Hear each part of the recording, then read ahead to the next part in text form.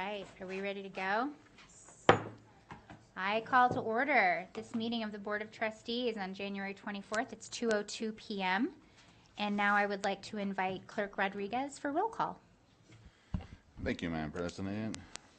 President Smith. Here. Vice President Nicolette. Present. Trustee Church. Here. Trustee Mayberry. Here. I am here. Trustee Westlake. Here. Trustee Woodley. Here. And Student Representative Ivy. Here. Madam President, we got a quorum.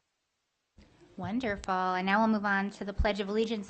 We have a birthday boy in our presence, and it is Kaylin Evans, our president of the WEA's birthday today. So would you do us the honor of leading us in the pledge?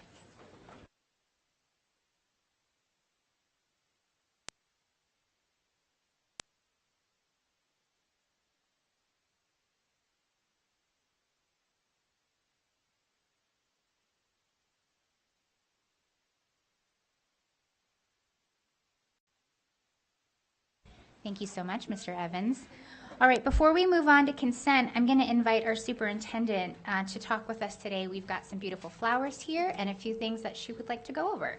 Yes, thank you very much, President Smith, and hello, everybody.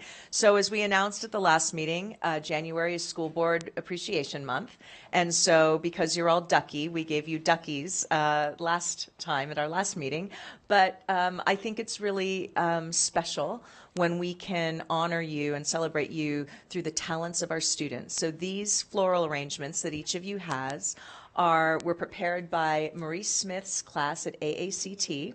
So these are all student created to show our students and staff's appreciation for everything that you do. I think that January is a good time for all of us in the community to take time to thank our trustees who give up a lot for not a lot when it comes to compensation for what they do for our students, our staff, and our community. And I, as a superintendent, am deeply grateful to work alongside each of you.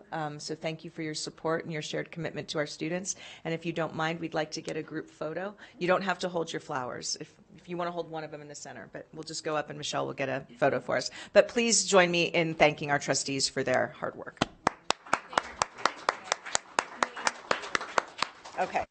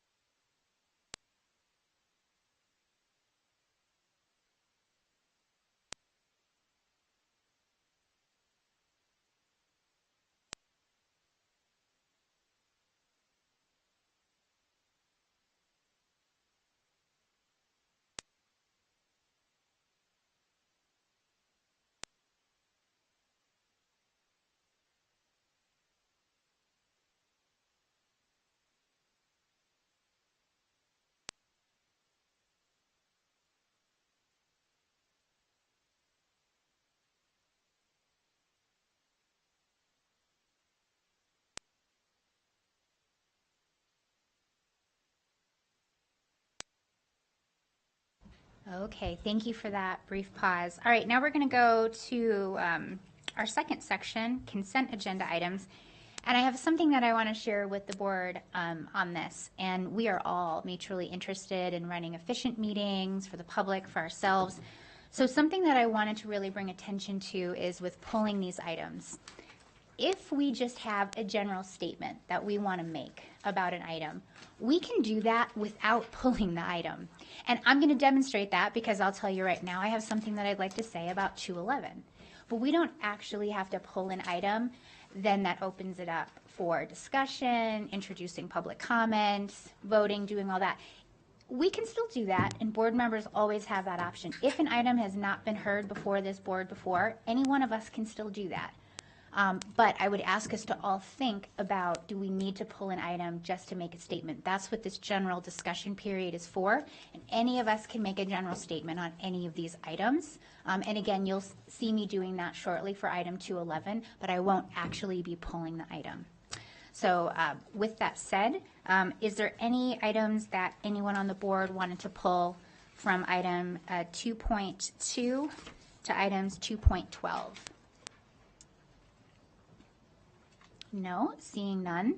Then we'll just have general discussion about all these items, and I'll point out the one that I was going to mention, my statement for item 2.11, and that's for the request for the variances from the pupil-teacher ratios. And something I just wanted to state for the record on that is, although our state board mandates certain ratios, the state does not actually fund to that. So our district and all districts are put in the odd position of having to submit for variances for class ratios that are not funded to. So I do see sometimes in the news and in the community that people talk about the fact that our classrooms are not in ratio to the State Department of Education, and in some cases that is correct, but I want to make it abundantly clear that is because we are not funded to those ratios. That gap in the middle is a term that I'd like to coin, and that is educational alchemy. It is that magical middle that exists from what we're actually putting in versus what we're able to actually put out. And in this case, it's the gap in the funding between those. So that's something that I wanted to say about 211. And is there any other comments about any of the other items? Trustee Church. Thank you. Yes, normally I have a past practice of pulling high dollar ones just because I think the public has a right to know. I won't do that today in view of the direction that you just gave us, but basically $5 million of funding is under consent decree, and we're covering it all in just one big vote. But it is available to the public to look at each bid. They went out to bid, et cetera, and while these are expensive, over $5 million, there's nothing in there when I did my homework that makes me really feel like we need to pull it and spend a lot of time on it, so I won't be doing that. And again, it is available to the public on the record if they want to look at each document. And as far as the class size and number 211, we just had the governor's speech last night. We have a new legislature starting up next month, in a couple weeks. So we'll see what the future holds on funding. So there's really no reason for me to bring it up and beat a dead horse. Thank you. Thank you.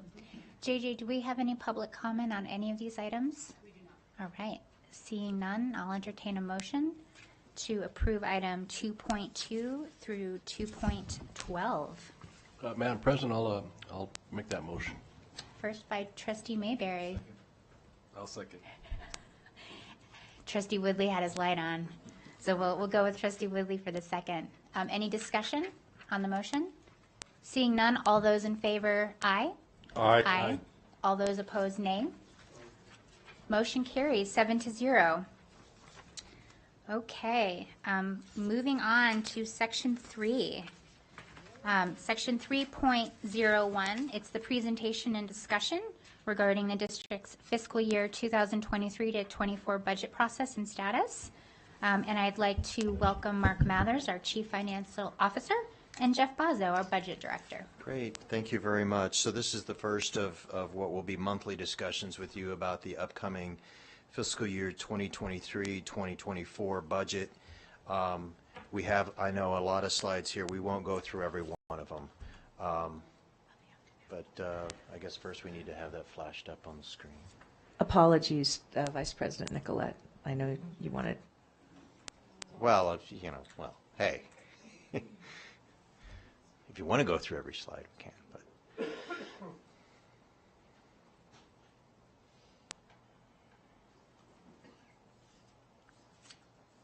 So while we wait for that, what you should have, each of you, is not only a copy of this PowerPoint presentation, but also this document. And we had questions at another meeting about how is our budget organized by department.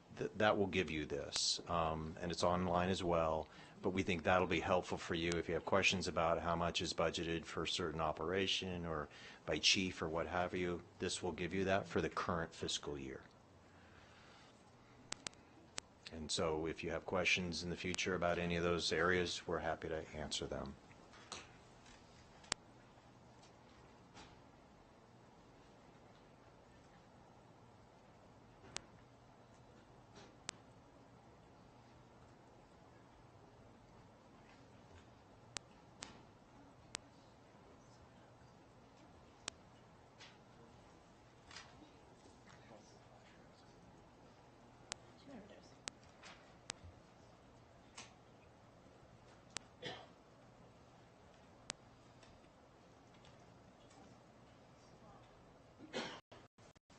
This is connecting you now. There we go.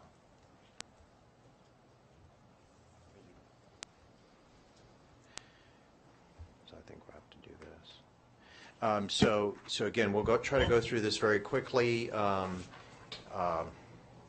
As you know, where we kind of start and end our budget process is with the state budget process. I won't go through every part of this slide. You did hear the new governor's State of the State speech. We will present an analysis of the governor's recommended budget that was released last night on February 14th, so you get a full analysis then. I'll just say that I was gratified to at least hear about the direction and the amounts of funding that were indicated in his speech. But basically in that blue box there, you see kind of what we'll be tracking and measuring and looking at, and again, report to you on February 14th. And as all of you know, who've been through this, this week is just the start of a 4-month process. A lot will change. It's usually quite the wild ride between the beginning of the session and the end. So again, we'll report to you on the 14th, but again, we'll come back to you periodically as we provide updates as things change. All right, so the next part of the presentation, I'm going to briefly go over some of the major factors that we know of right now that are impacting the FY24 budget. So the first part is enrollment. Some of these slides here are demographer put together. They're more for your information.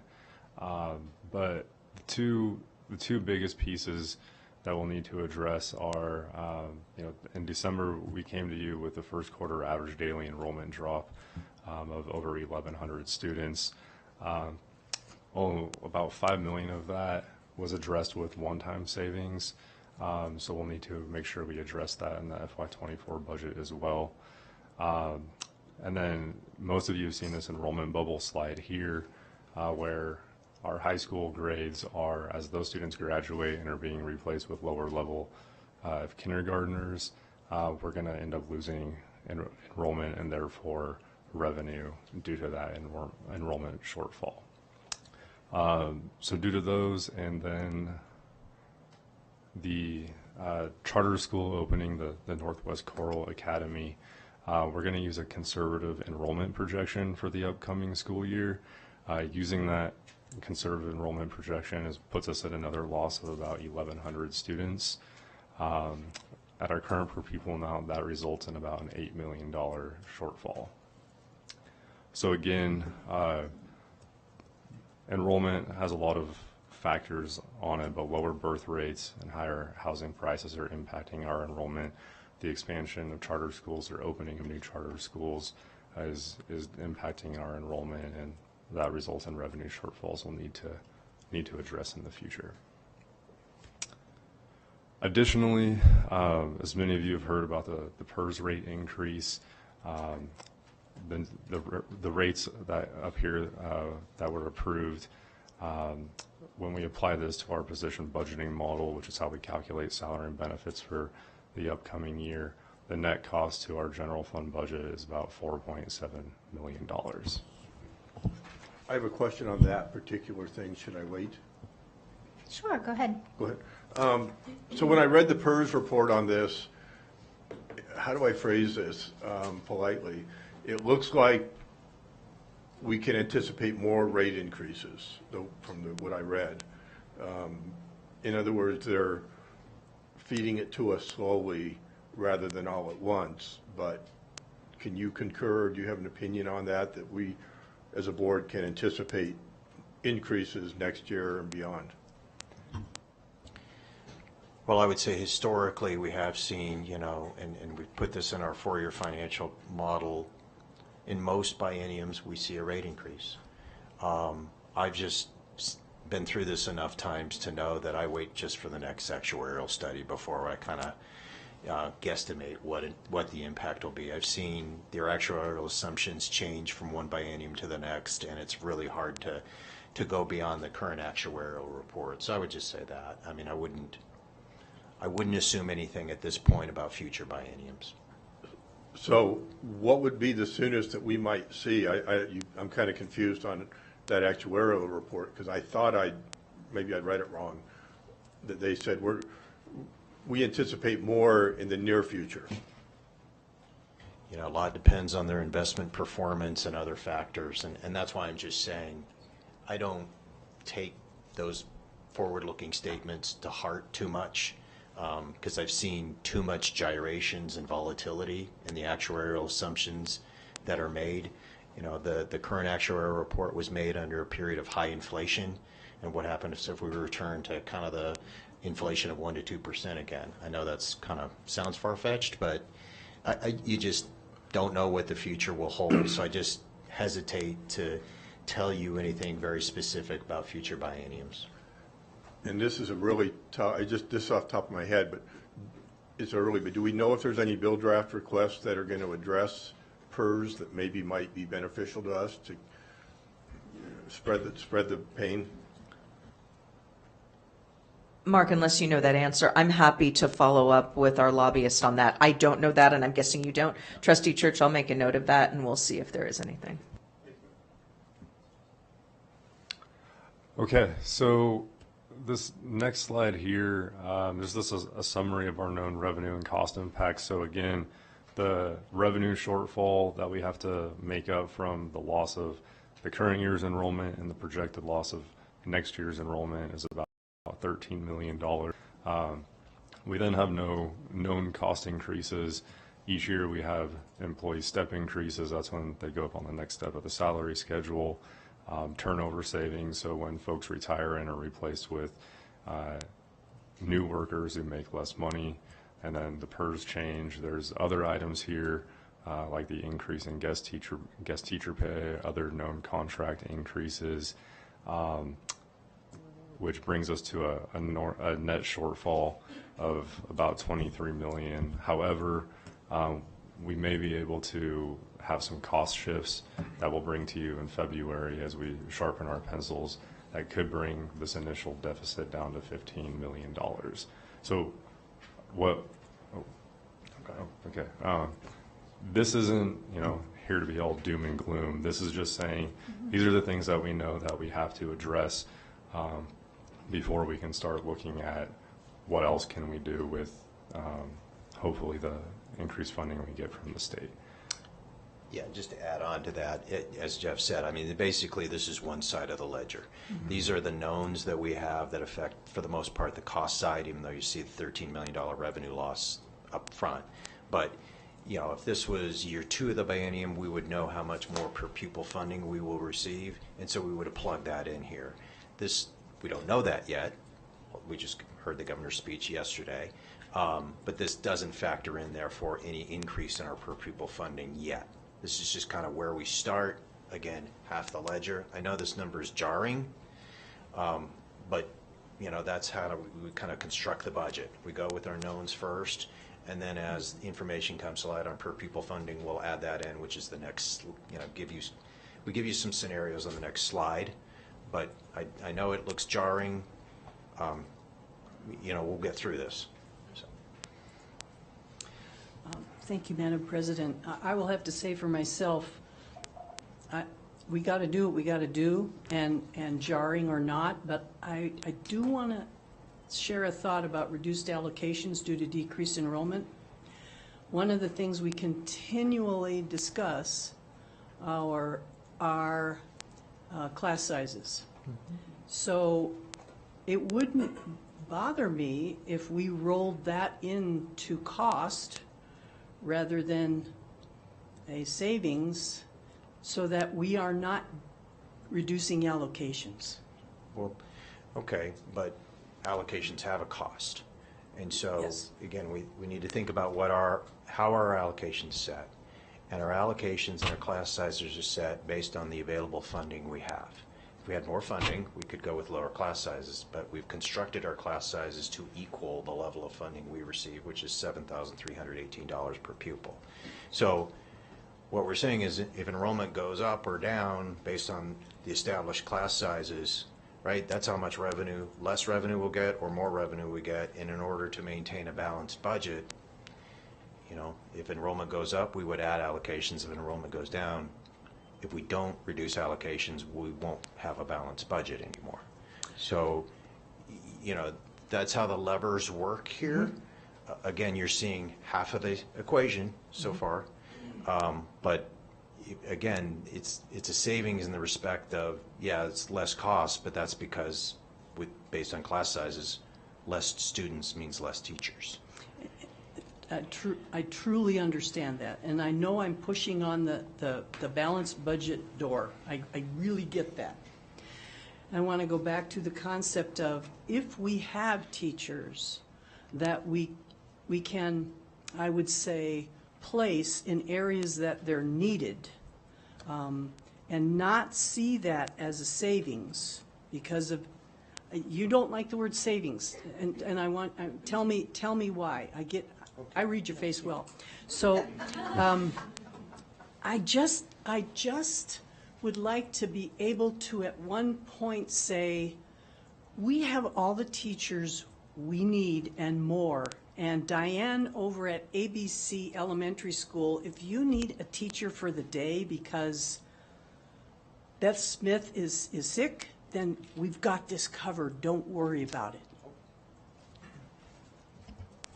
Well, we can look at solutions like that, and I totally get where you're coming from. I mean, we have lived this era of limited funding and limited means for so long that it has forced us into the, you know, really painful, difficult decisions where we don't have the bandwidth we need. And so I would totally acknowledge that. The good news, I think if you know, I'm sure you listened to the governor's State of the State. There is a change that the state has telegraphed and is incorporated in the proposed budget. And again, we'll talk more on February 14th, but I think for the first time in so many years, if not decades, there could be the opportunity to look at what you're suggesting, right? And either provide a bullpen of teachers or adjust class sizes if the board felt like it. I mean, I'm hesitant to kind of get above my skis and go, you know, before we've kind of analyzed the state budget. But if the levels of funding increases are accurate and really flow down to Washoe County School District, because at the end of the day, we can talk about aggregate state levels, but it's got to hit here, then we could look at things like that. And that absolutely is within your policy purview. I'm just explaining how it has worked heretofore. I'll also add really quick that another thing that we do not know about, but that our CFO Mathers has been working very hard on, is what could happen with the Commission on School Funding. And that's completely outside of what the additional funding would be. That would just be bringing everybody up to that 1.0. We do not know what that's going to happen, but that's also a secondary positive that could happen completely separate from what's budgeted for public education. That's exactly right. Did you have a question on this, Trustee Westlake? Sure.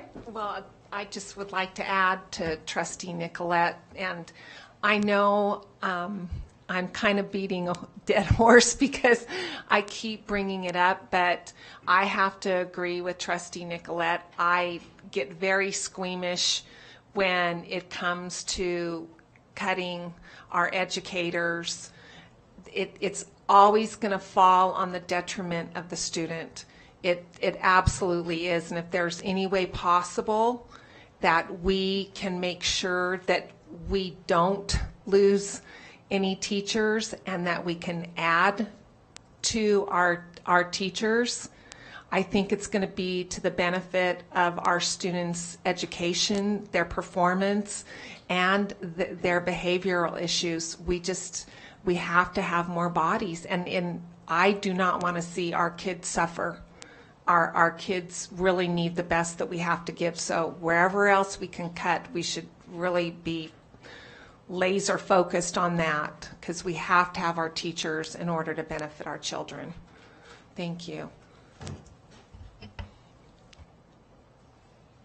All right. So this next slide here is trying to show an example of how increases in base per pupil funding would impact this preliminary deficit. So right now that $15 million represents we would need a $250 increase to our per pupil amount, or 3.4% increase, in order to resolve that initial $15 million. And then anything above that $250 would be opportunities to make decisions around costs. Are there any questions on this slide? So, I mean, just to kind of follow the math, because I know when you look at a chart for the first time, it's kind of hard to orient yourself. What we're basically saying is a $500 increase in our per pupil funding would equate to $30 million. And so similarly, a $1,000 increase to per pupil funding would equate to $60 million more general fund dollars in the budget. So just giving you scale of what that would mean. I did have a comment or question. Sure, yeah, if we can keep it pointed. Pretty much actually piggybacks on what Trustee Westlake said more than this slide, but and I think my question is more for the superintendent. We're still formulating our strategic plan and your way forward plan, and then your talk from next week. Are we looking at, I don't want to say the word bureaucracy, that's not right, because every employee is valuable. They're not bureaucrats, they're valuable employees. And we had a speaker last week, spoke very eloquently about the increase in non-teaching positions. And for example, social workers, yeah, we've increased that because we need to. Mental health is a big, big part that I'm behind, as well as I think most other people. So they're very needed positions, but have we looked at, or are you going to look at that non-teaching stuff, if there's ways to cut anything there? So so there's a lot to that question, Trustee Church, that warrants probably a much longer answer than what I'll give you here, but I'll give you a beginning of an answer. The short answer is yes. We are looking at ways in which we can be more efficient and effective as a system. I will remind you that I made, and you all supported, the very difficult decision to move 60 teachers on special assignment who were essentially functioning as central office employees. They were doing central office work, important work, talented people. We did move them back to the classroom. So I do think that's important to note, that we have made some moves already in that direction. However, it is certainly neither smart nor strategic nor sustainable for me to make individual decisions like that. We need to look at the system as a whole. And so I think, as I mentioned to you, next month we are likely beginning the first of what will be a series of program reviews. The term audit sounds punitive, and it's not that. We're not looking for things that we can get rid of or things that are wrong. We're actually doing a full analysis and review of how we're delivering services and supports to schools and how we can do it better.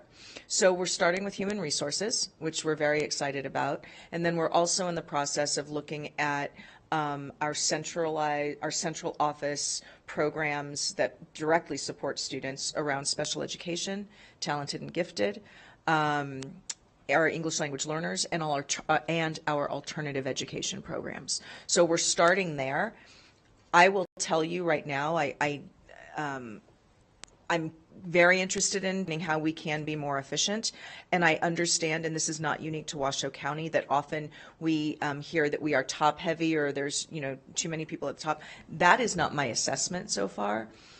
In the 6 months that I've been on the job, what I think we have are very good, hardworking people, but we don't have, I think, the equally good systems and structures in place for them to have the impact they want to have on teaching and learning in our schools. So that's the avenue through which I'm coming with this. I want to look at the systems and structures that exist and how we can improve upon those so that every employee, as you said, who shows up in the Washoe County School District every day wanting to do their best is set up and supported to do their best.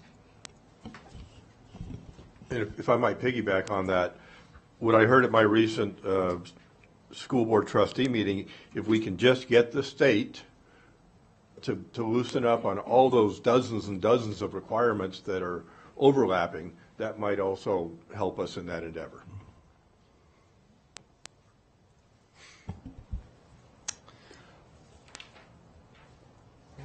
Thank you. So full disclosure to everyone, the flowers make it really hard for me to see your red light.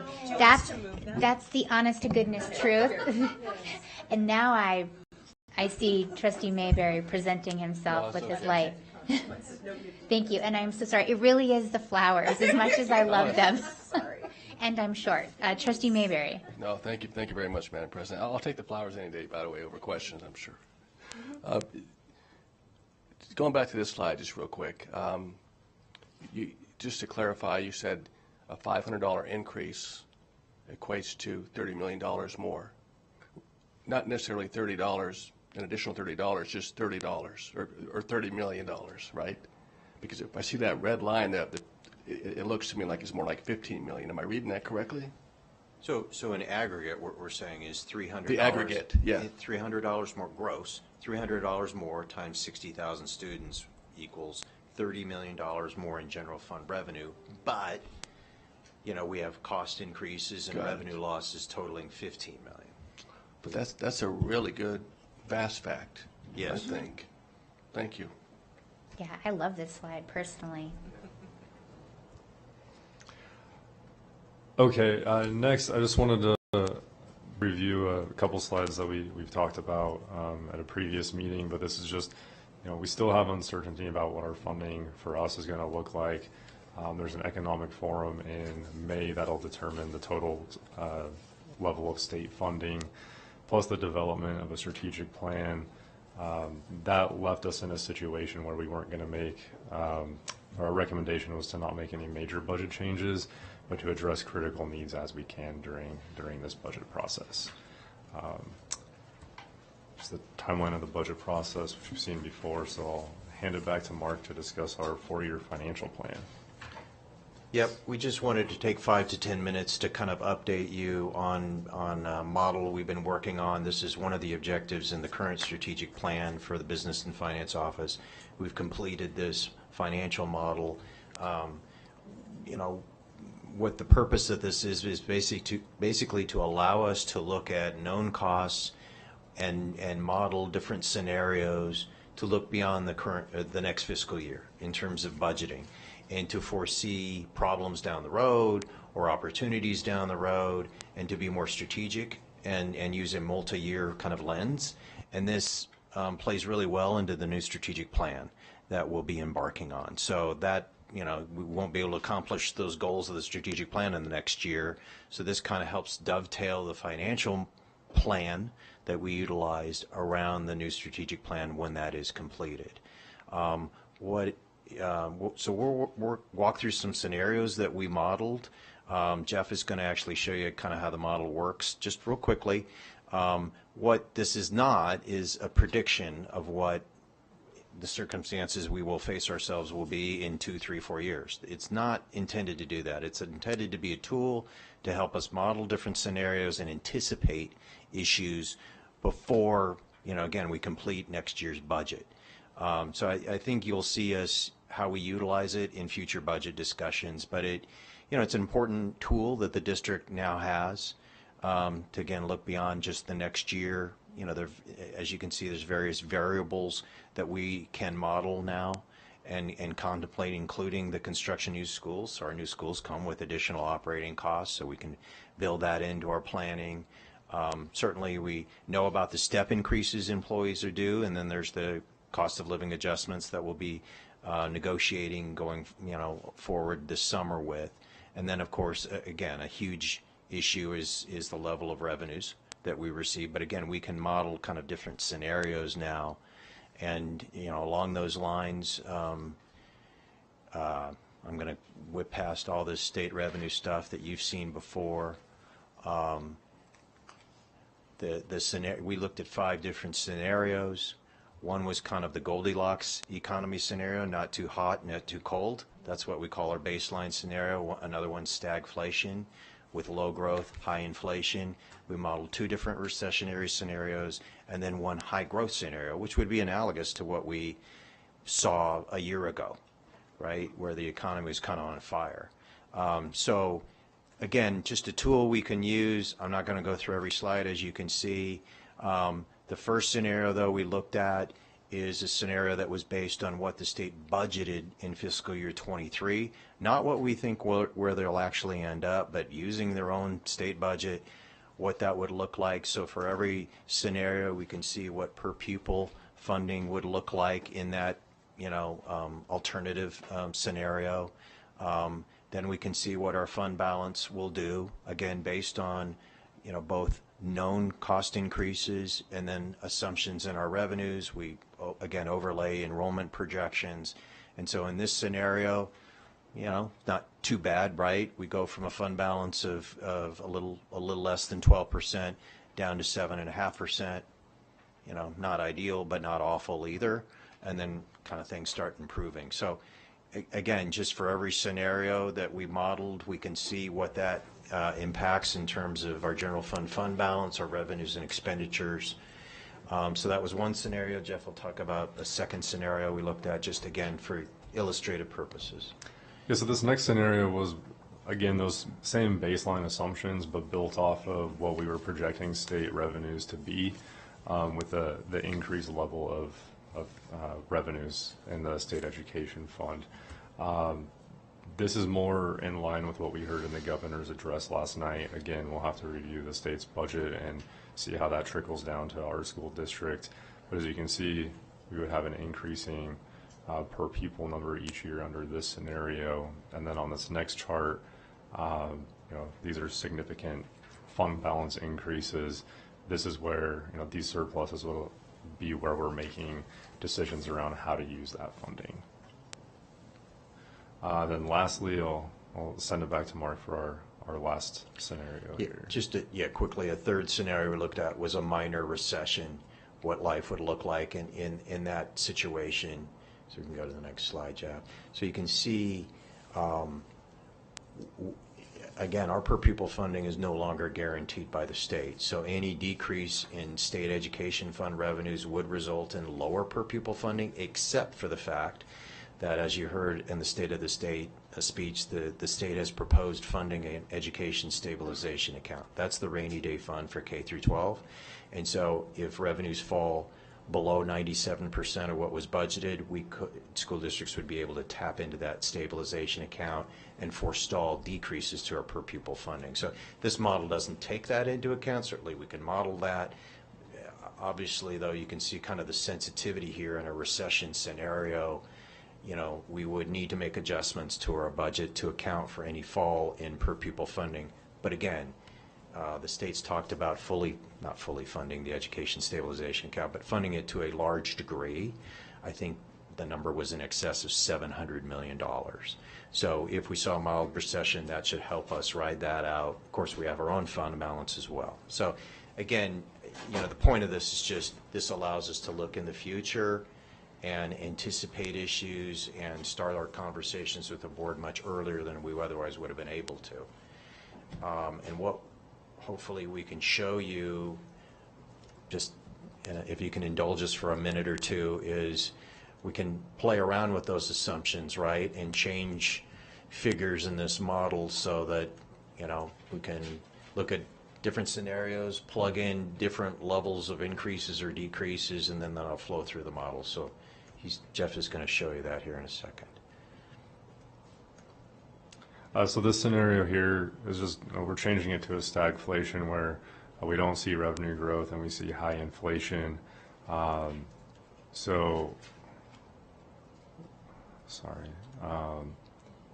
This is one of the charts we showed you earlier of what would happen to our fund balance. And then the same thing with our per pupil amount. So I guess what we're getting at is we can go in there, change our assumptions quickly, and then it'll project out what that scenario is for the next several years.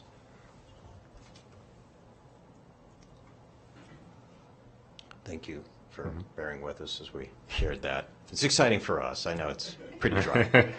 I get it's pretty dry. Yeah. So, just in terms of next steps, again, as we said, we'll be meeting with you monthly.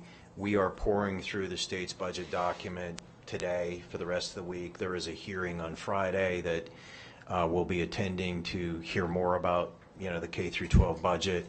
We'll come back to you on February 14th. Again, we have kind of our financial markers of where we would have expected the state's funding to be. We will report whether we feel like they abided by the new funding formula, and SB 543 will report that out to you. Again, cautiously optimistic at this point.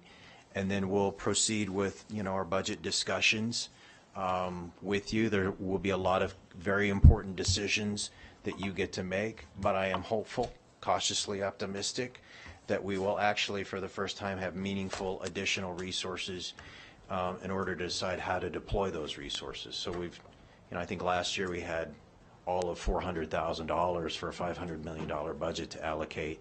I'm much more hopeful this year that there will be a meaningful number that we can discuss and how we use, whether that's employee compensation, class sizes, new programs, what have you. That's where we think, we hope we're headed, but we'll be in front of you every month to keep you updated. Thank you, Mr. Mathers. Fingers crossed on that. So my question, if you could just walk us through, I think the best slide to have as a backdrop would be slide 19. It's the key milestone dates. So let's say we get all the way to the end of this process. It's now June 5th. It's the end of the legislative session, and we know how things have shook out with the Commission on School Funding. We know how things have shook out in terms of the education budget. Can you clarify for us exactly when that money arrives to the Washoe County School District? Like, when does that money actually come to us, and when we can start considering and implementing new programs? So we receive monthly distributions, the State Education Fund, at the end of the month. So it is monthly. So we'll start getting that, our new monthly distribution, on July 31st. But we will know at the end of the session what our per pupil funding will be, and so we can quantify that as part of an adjusted budget that we would file by the end of June, or basically July 8th. In terms of how to allocate those additional resources, I think as we talked about, normally our approach would be to solidify decisions, as we file that amended or final budget.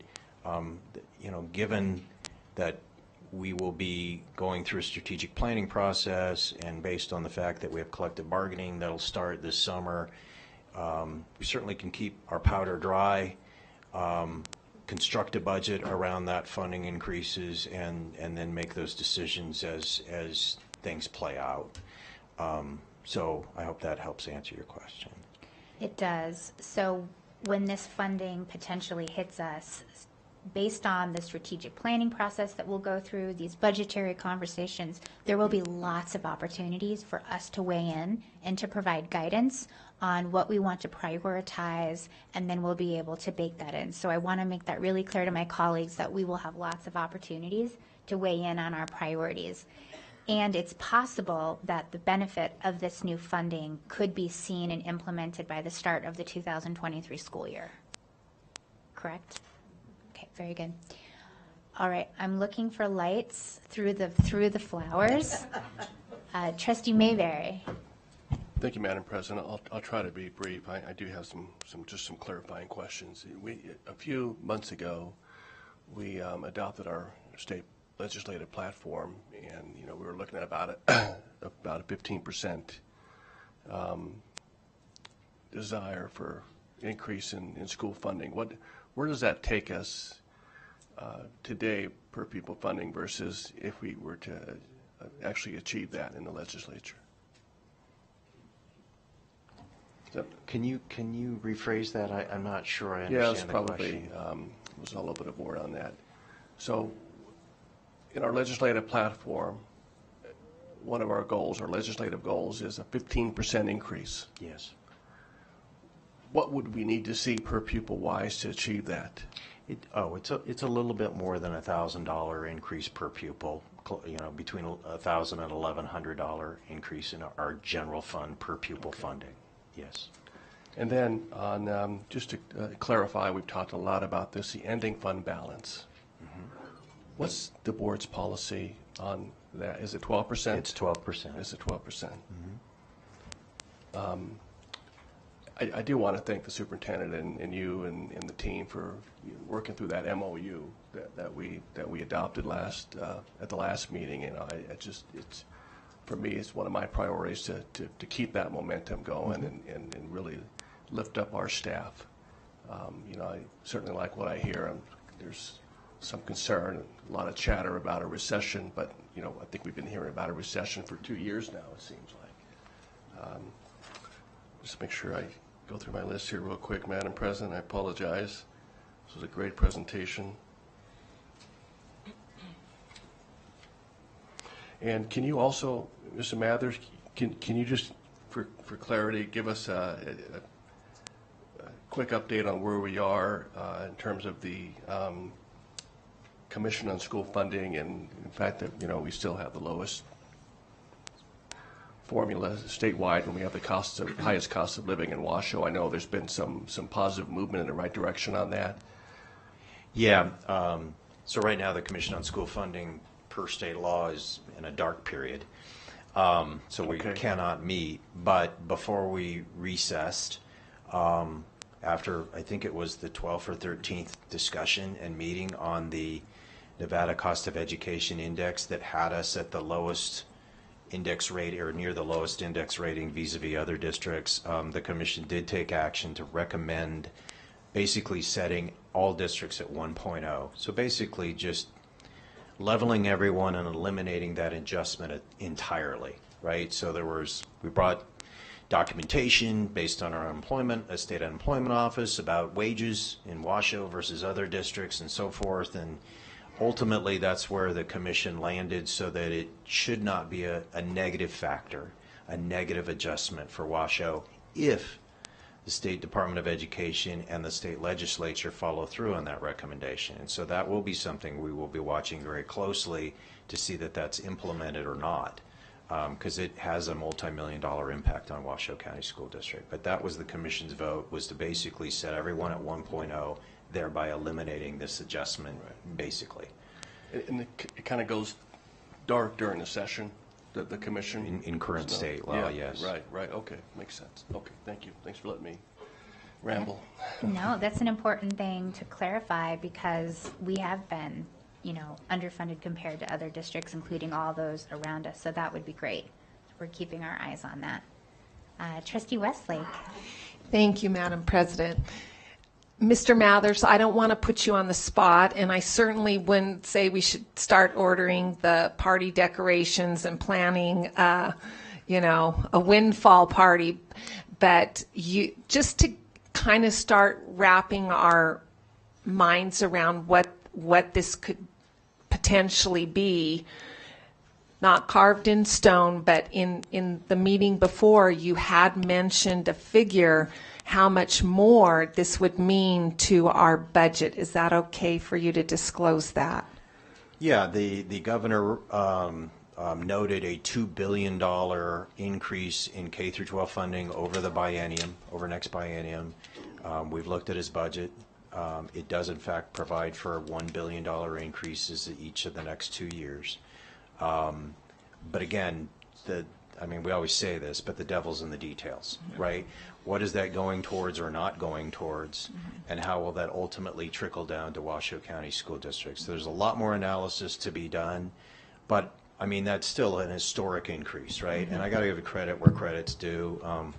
We had been coming to you and reporting on what we saw in terms of state education revenue growth and the ability to fund education at a much higher level, and at least initially, I think the state's followed through on the numbers we were seeing. But again, until we get more details, it's hard to say exactly where that might go or not go.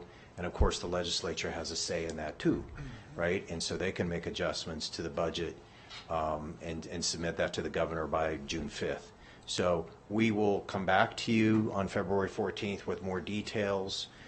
Jeff and I are pouring through the state budget. It's a big document. It's 1,300 pages. So it takes us some time to get through it. And then, again, there's some hearings scheduled. So we'll have more information for you. But I was gratified to at least see some of the numbers that were released last night. I just wanted to give our community a little bit of hope, and thank you for your hard work. I appreciate it. Thank you, both of you, and your team. So next up, we'll go to Clerk Rodriguez. So we're going to ask our clarifying questions, and then after we get done with the clarifying questions, we'll go to public comment, and then we'll bring it back for deliberation. But, you know, I'm surprised. You said 1,300 pages. I'm surprised you weren't up all night, like, reading it. I can see you. I just wanted to go to sleep with a smile on my face, so I stopped at where I could do that. It's like your bedtime story. That's right. I put my head on the pillow, and yeah. I love it. Yes. Clerk Rodriguez. Thank you, Madam President. I have more of a statement, so I can be more willing to wait until after a motion. Okay. Public comment. All right. Any other clarifying questions before we go? Vice President Nicolette. The Economic Forum in May, what's the purpose and what will come of that? Yeah, that's a great question. So for those new to the state budget process, the State Economic Forum is composed of really private individuals, and they assess projected revenues they receive from the executive and legislative branches, and ultimately they peg a revenue projection number for major state general fund revenues. And by law, the state's budget is constrained to that amount of revenues they project.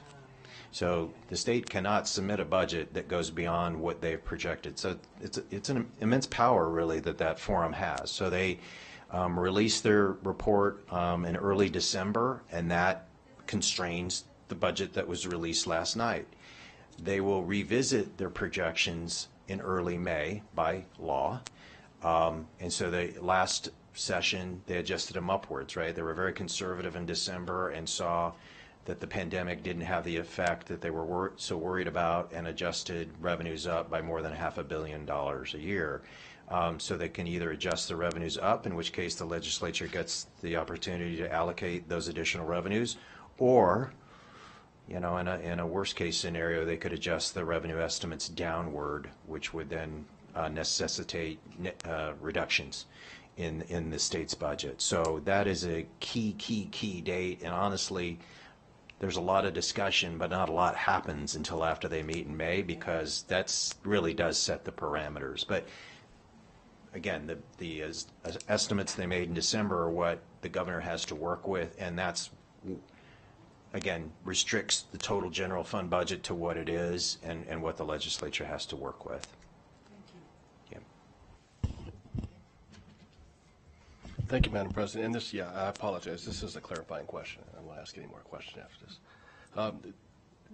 The $2 billion, or the increase in per pupil funding, is that for private schools, public schools, or charter schools, or all the above? We'll need to pour through the document to see how that's allocated. So I can't say at this. So at this point. that's when the devil's in the details. Yep. Yeah. Okay. And thank you for your continuing to be responsive and keeping us informed. Thank you very much. I really appreciate you guys. Thank you. And Trustee Mayberry, that was a great question. Clarifying questions are really important, because next up we're going to be doing public comment, and the questions we ask are on many people's minds, and that may affect the public comment that we hear based on those. So clarifying questions are always welcome. On that note, JJ, can we invite public comment? Mike Krogan. Hi, Mr. Krogan. Hello, everybody. It's good to be here. Many thanks to you for the segue, because I have a question. Way back when this discussion or presentation started, Trustee Church asked about the impact of PERS contributions to overall budget. And then the discussion moved in a different direction to my understanding. My question is, student enrollment drives the district's income, from what I can understand.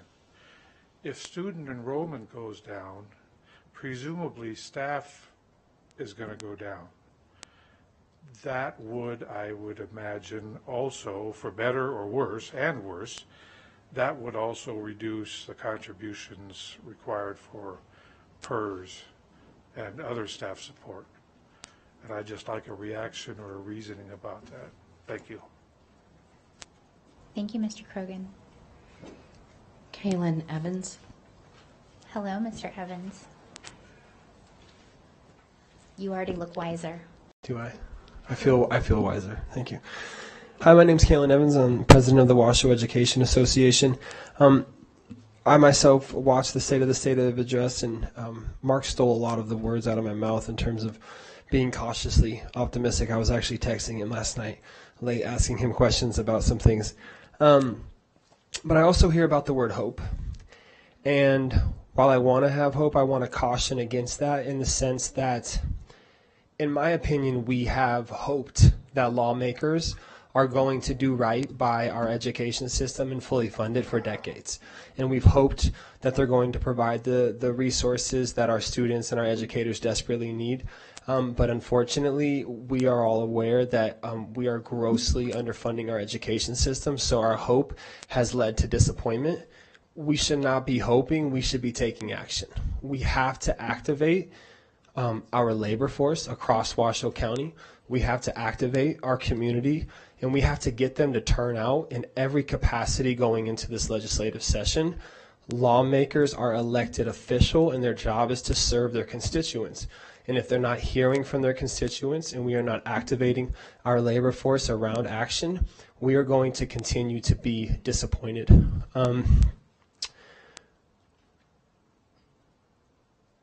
With the money that was projected as well, I think it's important, and Mr. Mathers actually presented a really good document that shows the decrease in state GDP that we've incurred over the last decade. We've seen about a 12% decrease in the amount of money of tax revenue that we are getting. So education is continuing to get less and less of the pie. There is a significant amount of surplus money and revenue, and we have to go aggressively after that because, again, we are still trying to make up for decades of lost revenue and lost resources. And I just want to say, while we have Mark here, he's talked about his work on the Commission on School Funding. I don't think people understand the amount of work that goes into that. For the last 2 years, countless meetings that have gone in. That commission is not weighted in support of Washoe County whatsoever. It's actually the exact opposite. And without somebody like him who is just constantly advocating and fighting for our district, we would see an even more significant reallocation of funds that we've already seen. And so that's a lot of the work that goes behind the scenes that I don't think a lot of people understand. But it literally is going to bring, millions and millions of dollars back into our school district. And if it wasn't somebody of that caliber in those meetings, we don't have those sort of results. So thank you for that. Thank you, Mr. Evans. And absolutely yes to Mr. Mathers on that. That's all I have for this item. Thank you. All right, so let's bring it back here. So just to quickly recap, we still have the strategic process in front of us. We are going to hear more again from our finance team starting our very next meeting, February 14th, and very regularly from that point. So today's motion, and Chief Legal Counsel, just want to make sure I get this right. Really, what we may decide to do is just to provide direction to continue this work and then to bring the additional information back to us as we know more, since so much is still to be determined. So I'll open it up to this board either for a motion or for further discussion. Trustee Church. Just a very quick discussion. I thought about doing a motion on what I brought up earlier on looking at the non-teacher funding, but I think the superintendent understands that we're interested in that, so I don't think I need to do a motion on it. And the speaker brought up some good comments on as we have less students, we potentially need less staff, which is a good or a bad thing. And it just popped into my head, and we've talked about this before, we may need 1 or 2 less schools. Thank you. Trustee Woodley. Yes, Madam President, I'm ready to make a motion. All right. Okay, my recommended action is the Board of Trustees provide direction to the superintendent to analyze and report back to the board on specific budget issues, items, or other changes to the district fiscal year 2023-2024 budget process. Second to Vice President Nicolette. Is there any discussion on the motion? Clerk Rodriguez. Thank you, Madam President. I just will stay with my statement. I definitely hear from our speaker that the advocacy is time for action. I do believe the majority of us on this board are doing that, just that, meeting with our legislators. And I want to thank CFO Mathers and his staff. I think this is phenomenal work. I really appreciate everything you're doing.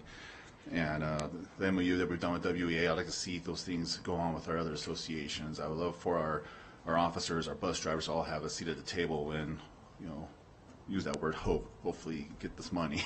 So I definitely want to hear from, you know, our teachers and educators and the staff on the ground.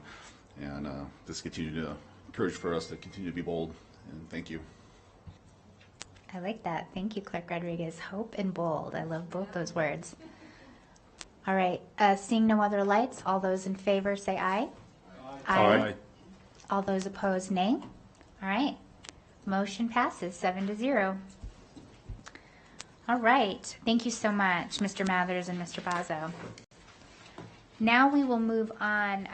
The next item, item 4.01, we have to hear this around 4 o'clock because we have some presenters who will be coming at that time. So we're going to go ahead and we're going to skip past that and move on to item 4.02 if we can, if we have the staff available for that, or maybe we take a brief pause.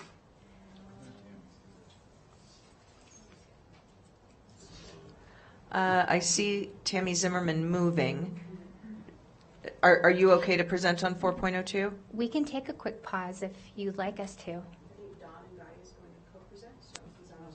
Okay, great. Wonderful, thank you.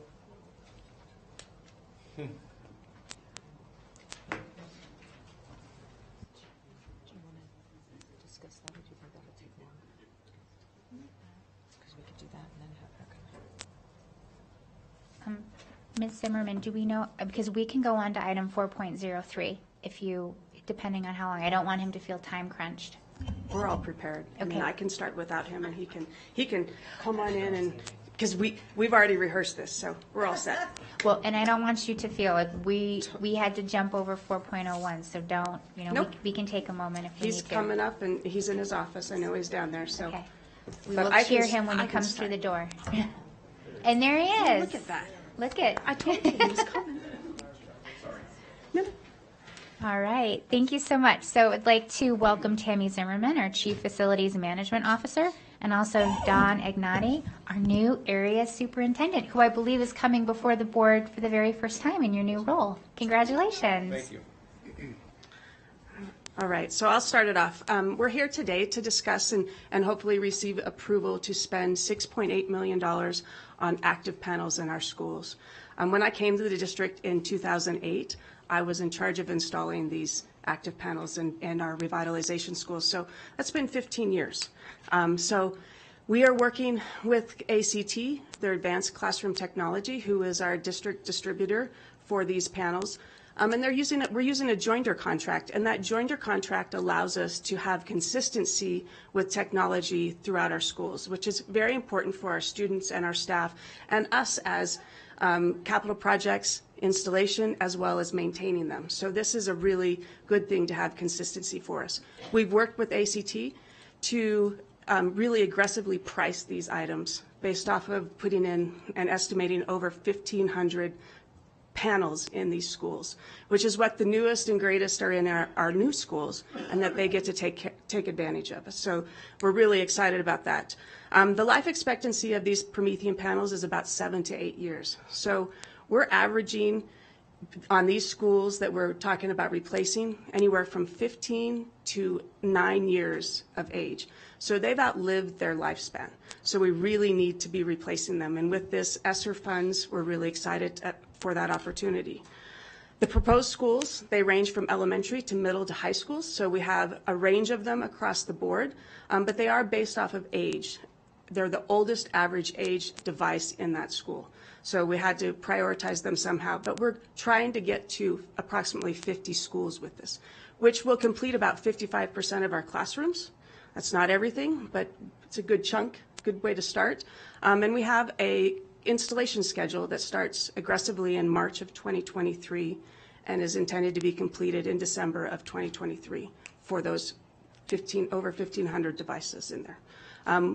We met today with Promethean Advanced Classroom Technology to start talking about professional development so that everybody starts on the same page. With that, you'll see in the contract or in the proposal, they are intending to embed 2 educational consultants for 1 year to help us through this transition to actually get all the teachers up to speed with the new technology. So with that, I'll turn it over to Don Angotti because he's going to talk more about that PD and what that means for our students and staff. Thank you, Ms. Zimmerman, Superintendent Enfield, President Smith. Thank you for the opportunity to speak today. Going through the professional development, obviously, after the installation of the active panels, we want the professional learning opportunities for our school to begin so the boards aren't just sitting there not being used. We want to get our teachers up to speed as quick as we can with that. The second piece of that is it's customized professional development to meet the needs of our staff. So we're going to have teachers that are at different levels. Some might be very, introductory with the board. Some may have had some previous experience with the boards. So that's nice as we can customize that professional development around the needs. The third piece is the embedded professional consultants, and they're within our district. They provide support, professional development, and they're in there for a year initially, and we have the option of extending that should we feel the need to do that at a later time. These consultants would create multiple forms of content, for example, in relation to specific district software or hardware, SharePoint website for accessing materials, video playlists, useful links to access content, and adopted curriculum-specific integration tips around our various curriculum that we have in our K-12 schools. What's nice as well, the last piece of this is there's self-paced professional learning options as well from apprentice to expert. So based on where the experience of our teachers, we can come back in and offer a self-paced model online that our teachers can take to be able to expand their knowledge base with these panels as well. And I was fortunate to have these panels at Pulakitas when we rolled out the new school, and to see them in action on a daily basis with teachers and students. It's amazing, the technology that's in there and how our students benefit from that technology as well.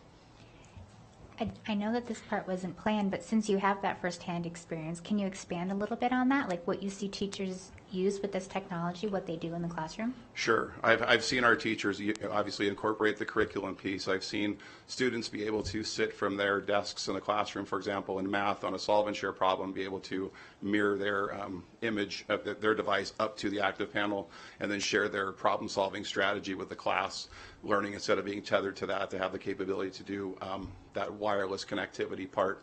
Teachers incorporate other platforms into that.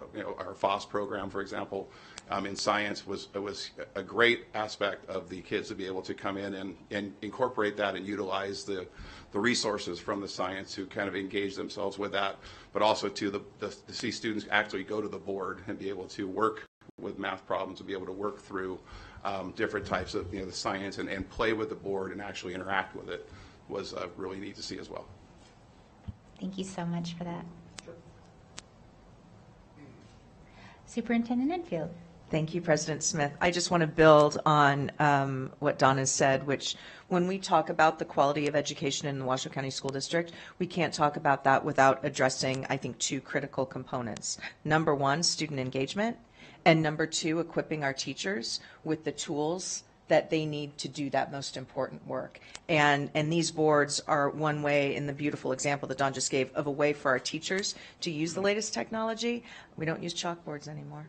And in doing so, maybe some people do, but in doing so, engage our students in their own learning in ways that we love to see when we go into classrooms. So I just wanted to make that point.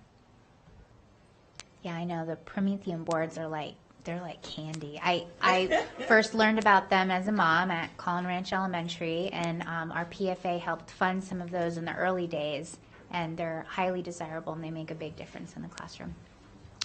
Okay, so any clarifying questions? I see Vice President Nicolette or Trustee Westlake. Okay, she's deferring to you. Hi, thank you, Madam President. Thank you for the presentation. I've had the honor to start doing my school visits, and I've seen the Promethean boards in action. I've seen teachers educating the students on fractions, writing ads based on 1950s economy. I have seen them doing reading assignments for English learners, and at the same time as the students are engaged in this, they're able to do one-on-one with students while they're working on something that's up on the screen. They can do one-on-one. So the value of these is amazing, and they are extremely expensive, but I think you have to weigh the value. My only concern is, my question, I guess, would be, how did we get to these 50 schools and not the other schools? Is it because the other schools have the boards that are not obsolete or other qualifiers? I'm kind of a, if one gets it, then everyone should get it. So I'm just a little concerned with that. Maybe it's, the financial, but I would like to see everybody have the opportunity for this education equipment. So the schools were selected based off of the oldest average, the age of what they had at their schools, right? And they're the oldest ones in the district. So we have to prioritize them somehow with the 6.8 million. We are stretching it as far as we can. ACT has been a great partner with aggressive pricing for us to stretch that as far as we possibly can. We know that these are candy in the schools, and they really want them, but we can only purchase so many with that 6.8 million. Just to follow up, if I may, do we have a plan for the other schools moving forward, kind of seeing out, 3 years from now, 4 years from now? Do we have a plan of getting a rotation in the process so that everyone would be getting new boards on kind of a type basis, a planned basis? As of now, we're working on a plan to see where there might be funding, but we don't have a plan in place to do that. That would be more like a renewable, something like computers and those kind of things that we can look at, but right now we don't have that plan in place to do that. Okay, thank you. I'd like to go next to our student representative, Ivy Batmal. I just wanted to say that the Promethean boards, they're amazing. I have them in my school right now, and it wasn't like all teachers got them at once. It was a one-by-one thing, and so every few months somebody got something special, and especially over the break, a lot of them were very excited because they got their old boards taken out. But like you guys said, they're very interactive for us students to use. And the old Promethean boards that we had, they were very faint, and so even last year in the middle of my AP US history class, I couldn't see the board because it was so faint. And now I'm in the same classroom for a different class, but it's very bright and I can very much see it. But I just want to say thank you. So yeah. And they help with student vision too. Vice President Nicolette. Thank you. I'm so in favor of this. When you look at Nick Polakidis, former principal, thank you for that. And then you look at some of our other schools, there are some inequities that we must take care of. And this is just a thought. It's concerned me for quite some time. I'm a PTO person, parent-teacher organization from way back, and it was always an honor to be able to buy something for our school. Having said that, I truly believe that this is something that we should be doing as a district for all our schools, and parent-teacher, parent-faculty organizations shouldn't have to raise money for these tools that are really very important in this 21st century learning. Just a comment. Thank you, Vice President Nicolette. Trustee Mayberry. Thank you, Madam President. More of a comment, if I may. Yeah. too, and I appreciate where Trustee Westlake's coming from. I do. But I'm delighted that these are not dollars that are coming from a general fund. These are federal dollars. You know, we have to pick and choose, and we have some diverse schools. I mean, some really schools that are, I think, older than just about all of us in this room. So I'm delighted that we've been able to target some of those older schools that have less, and contrast to some of our new schools that have a lot of the bells and whistles. So, and also I'm really glad you're here, Don. I wanted to congratulate you personally, and want to tell you too, you know, your former schools in my district, and I can't tell you how many moms and dads are sad that you're no longer there, but you're right where you need to be. So congratulations, and we look forward to working with you. Thank you. Thank you, Madam President. I just want to say Cough, Lemon Valley Elementary School, Cough, Stead Elementary School. Thank you, Clerk Rodriguez. All right, seeing no more clarifying questions, we'll go to public comment. John Sheffield. Hi, Mr. Sheffield. Hi, I'm John Sheffield. I'm the CEO of Advanced Classroom Technologies, and I appreciate you guys having us here to talk about this and consider this today. I know it's a very significant investment in the classroom and classroom engagement, and we appreciate being considered for this. First, you know, Promethean is a market leader in these types of solutions for interactive flat panels, and that's for a reason. You know, it's a business that's founded with educators input in the devices that are created and how they're created and how they go to market and how they service and support those. And I've seen them in a number of different districts, and I've seen what they can do. You know, next, we've had the pleasure of working with Washoe County School District for over 15 years. We started deploying those first active boards in 2007, and over those years, as we've evolved, the relationship has evolved. Really, for us, it's been centered on trust and on follow through. And you know, we have seen the challenges that exist in this, and I think, you know, it's a pleasure working with Tammy Zimmerman and Adam Searcy and Tony McMillan, because really they have very high standards in the work that they want from us as a partner, but those standards are clear and they're fair, and that helps make it easy for us to reach those and for us to have a successful deployment. And as CEO, I'm here to provide my full commitment that this project is successful. And for us, what that means is clean installation. It means it on time and on budget. It means that the professional development is customized to Washoe County School District and the needs of our teachers. And it has to require us to provide the tools that our teachers need. We have done similar projects of similar scale in different districts around the Western United States, and this one will be successful too. You know, I think in technology, it's impossible to promise that there will not be hiccups, because there will be. But what I can promise is that we'll follow through and make sure the job is done right and done complete. So we thank you for your continued partnership. We hope we can do this project together as well.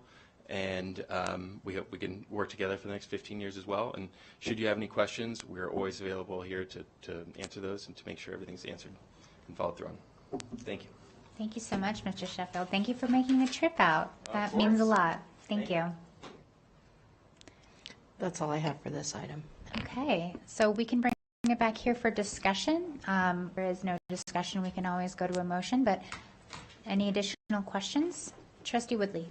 Thank you, Madam President. I think this is an easy one. We have staff that took the initiative and identified one-time federal funding to identify and acquire 1,500 devices that are going to give us multiple years of service and benefit to our district. So I'm ready to make a motion. Go for it. I move that the Board of Trustees approve the purchase of Promethean brand classroom active panels and associated hardware for various schools estimated at $6,838,993 from Advanced Classroom Technologies through a joint contract OETC volume price agreement. Second. Second by Clerk Rodriguez. Any discussion on the motion? No? Seeing none, all those in favor say aye. Aye. Aye. All those opposed, nay. Motion passes 7-0. Thank you so much, Ms. Zimmerman and Mr. Agnotti. Okay, everyone, just as a reminder, 4.01, we have some guests joining us at 4 o'clock. So we're just going to continue on to item 4.03, and our presenter will make his way up, and that's Mr. Neil Rombardo, our Chief General Counsel. This is the discussion and possible action for the Board of Trustees to impose a moratorium on Board Policy 9070, which is the creation, adoption, revision, and deletion of board policy, among other things. Good afternoon, President Smith, Superintendent Enfield, trustees. So the Office of General Counsel is before you today. We're basically asking for a moratorium on Board Policy 9070. And really, this request comes based off of discussions we've had over the last several years, and then with the addition of Superintendent Enfield and some concerns she's raised, and also with concerns that several trustees have raised regarding the number of policies that we have. And so also we have a new policy coordinator. And so at this point, what we decided is we're basically done with the 2-year review of all the policies. We have about 7 or 8 policies still hanging out there. And instead of continuing the process of doing this board policy committee, which is kind of a work session, also, there's been concerns raised by Superintendent Enfield about having the board policy committee in and of itself, and why do we need that extra day for so many of the trustees to do this when the trustees come back and then hear it again and then hear it again. So, it's kind of, plus it's an expensive meeting. You have your superintendent sitting there, your chief general counsel sitting there, you have JJ's team as well as all of the staff that have to come and present. So out of efficiency, we thought now would be a good time to push pause on doing all of these policies and doing all of these regulations and just take a step back and let's look at what we have out there. I know in the past, Trustee Church has expressed concerns with the number of policies that are on the record. The public has expressed concerns. So what we want to do, or what we're asking, but we have a policy that says you have to have a board policy committee, and it has to, right? So we have a policy on our policy on how to do it. So we can't just ignore that, and I don't want to ignore that. And so what I'm asking you to do is to do a moratorium. What a moratorium is, it's a legal action to basically, as I've already said, push pause, just to kind of put it in abeyance and let my team come back with the approval of Superintendent Enfield, of course, with the best practices that we see and have discovered nationwide. Our new policy coordinator, Deborah Newman, has already set out on this task along with Andrea Shulowich, who is our Associate General Counsel, and they've already found documents from the Council of Greater City Schools. And the document that I really like is how do you put your board policies on a diet? And so maybe we do a diet. And so that document's very interesting. And I also thought it was kind of interesting. It reads that we're not alone. A lot of school districts do this, and sometimes you have to roll it back a little bit. And then we've also done research already in Washington, Arizona, and New York. And what we're doing also is we're trying to discover and find model policies. And if anybody wants a business plan, it would be great to create some model policies for Nevada, because we don't have any. So we're looking at these other states and looking at the national model. One of the things that we thought was interesting is the Council of Greater City Schools, but we don't know if it costs anything yet. We've reached out to them. They'll come out and help you with policy adoption and what your policy should be. Again, I don't know if that costs anything. I don't know if we need their help. We're still trying to put these resources together so that we can present it to you. So what we'd like to do is ask that you take action today to put a moratorium on Board Policy 9070. And I should mention one last thing that I want to mention on model policies. The advantage of having model policies, anytime there's a model, it's most likely been tested and litigated. And that's really important for my team, because then we can find case law to support our position as opposed to, kind of making it up on our own, if you will. We always, and I want to be clear, we always look at case law when we do these things, but it's still great to have a model, right? So that's the game plan. We'd like to come back with some best practices for all of you and look at a way we can make this a little more efficient instead of constantly this 2-year cycle and review process. So we're looking for a motion today to put a moratorium on Board Policy 9070, and if you have any questions, I'd be happy to answer them. Before we go to questions, I do just want to thank Neil and his team, first of all, for taking the lead on this. And I think it's important that I state very clearly for the trustees and the public that that policy creation, oversight, approval is really central to the work that you do, probably the most important work that you do, other than hiring and keeping a superintendent in check. And so this is in no way meant to minimize the importance of policy or the board's paramount role in setting policy and making sure that we're enforcing it correctly.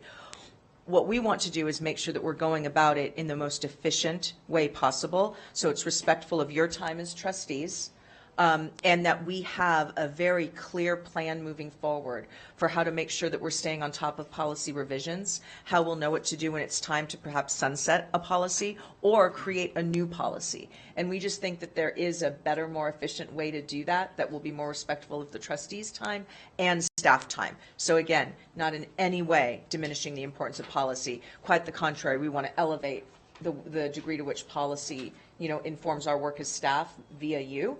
So I just wanted to make that clear. Thank you very much, Superintendent Enfield. I'm definitely in favor of this. The policies were something that first caught my eye when I was first appointed, so I really like the direction of this. Trustee Church, I see your light on. Put on your seatbelts. I have a lot of opinions. Thank you very much. Yes, number one, we have a new superintendent, and I definitely defer to her about dealing with this issue, however we deal with it. And probably that might have been the very first thing I brought up when I met with Dr. Enfield. If not, it was on the top 5 of the list. I do feel it's redundant to have us as a board be the policy committee. Then we happy to glad this to that. I mean, we just spend hours going over semantics and grammar, and then it goes to public opinion, then it goes back to us. And yeah, it's just a terrible process, in my opinion. Council Rombardo made some good comments about legally vetted, because really the first thing that happens when an incident happens is the lawyers or the unions or whoever it is look at the policy and did we follow it, and it can create real nightmares for us. So we have to make sure that it's accurate. The other part of the committee, if we ever were to have a committee, again, I've said this before, I'll say it again, I strongly like the idea where each trustee appoints one member to that committee, not staff working on it, and you get one staff opinion, but I like it where every trustee gets to have input on that. One real concern I have as you look at this is the regulations.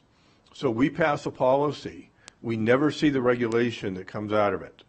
And I think that needs to be addressed when you look into this and do your deep dive. I've seen some regulations and I've compared them to the policy, and I can give examples, but I won't. But where I see the regulation seems to have no bearing on the policy. I mean, it's really playing fast and loose with the interpretation of what we as a board directed. And many times it was a board 10 years ago. I was looking at a policy just this week that was, I don't know, 2003 or 2007. So, that board's come and gone, and we may have different opinions, but so the regulations, I think we need to address that. I do have one concern that if something comes up that's important, and maybe the superintendent or somebody can address this. So we do have a policy that looks really flawed, and I want to address it right away, and I have a second. My question would be to maybe to legal or to somebody, how do we do that? And then just a final comment. Yeah, we have way too many policies, way too many. And as a veteran, military people can kind of understand my analogy. When I interfaced with Army personnel, they had policy. The first thing the sergeant was, well, let me look at the regulations. When you deal with a Navy chief, who I love, Navy chiefs don't pay attention to policy and regulations. They get it done. So I think we need to be somewhere in the middle on that, not just policy driven for the sake of being policy driven. So I guess my one question out of that diatribe is, what do we do if we determine there's a policy that needs to be addressed now? Can I ask a clarifying question, President Smith? And Neil, please correct me. So even though my shininess is wearing off because I'm not that new anymore, I'm still learning, right? So in my past experience, when the board adopts a policy or revises a policy, the instruction to staff via the superintendent is to develop the procedures for implementing that policy. Are these regulations you're referring to like procedures, or is that something different? I want to make sure I understand what you're talking about. So now I'll turn it over to Neil, the expert. Yeah, that's something I want to consider clearing up, because I do think it's a little confusing to staff and to the public, quite frankly. So it's board policy. That's what the board sets. And let me add real quick as a side note, if I sounded like I was belittling policy, please don't take it that way. Okay. So board policy is the main. This is the why we're doing what we're doing. And then the administrative regulation is the superintendent's interpretation of the how we're doing what we're doing. And then the administrative procedures is actually, I equate it to a desk manual, if you will. This is how the department chief is carrying out the orders, the administrative regulation of the superintendent. And so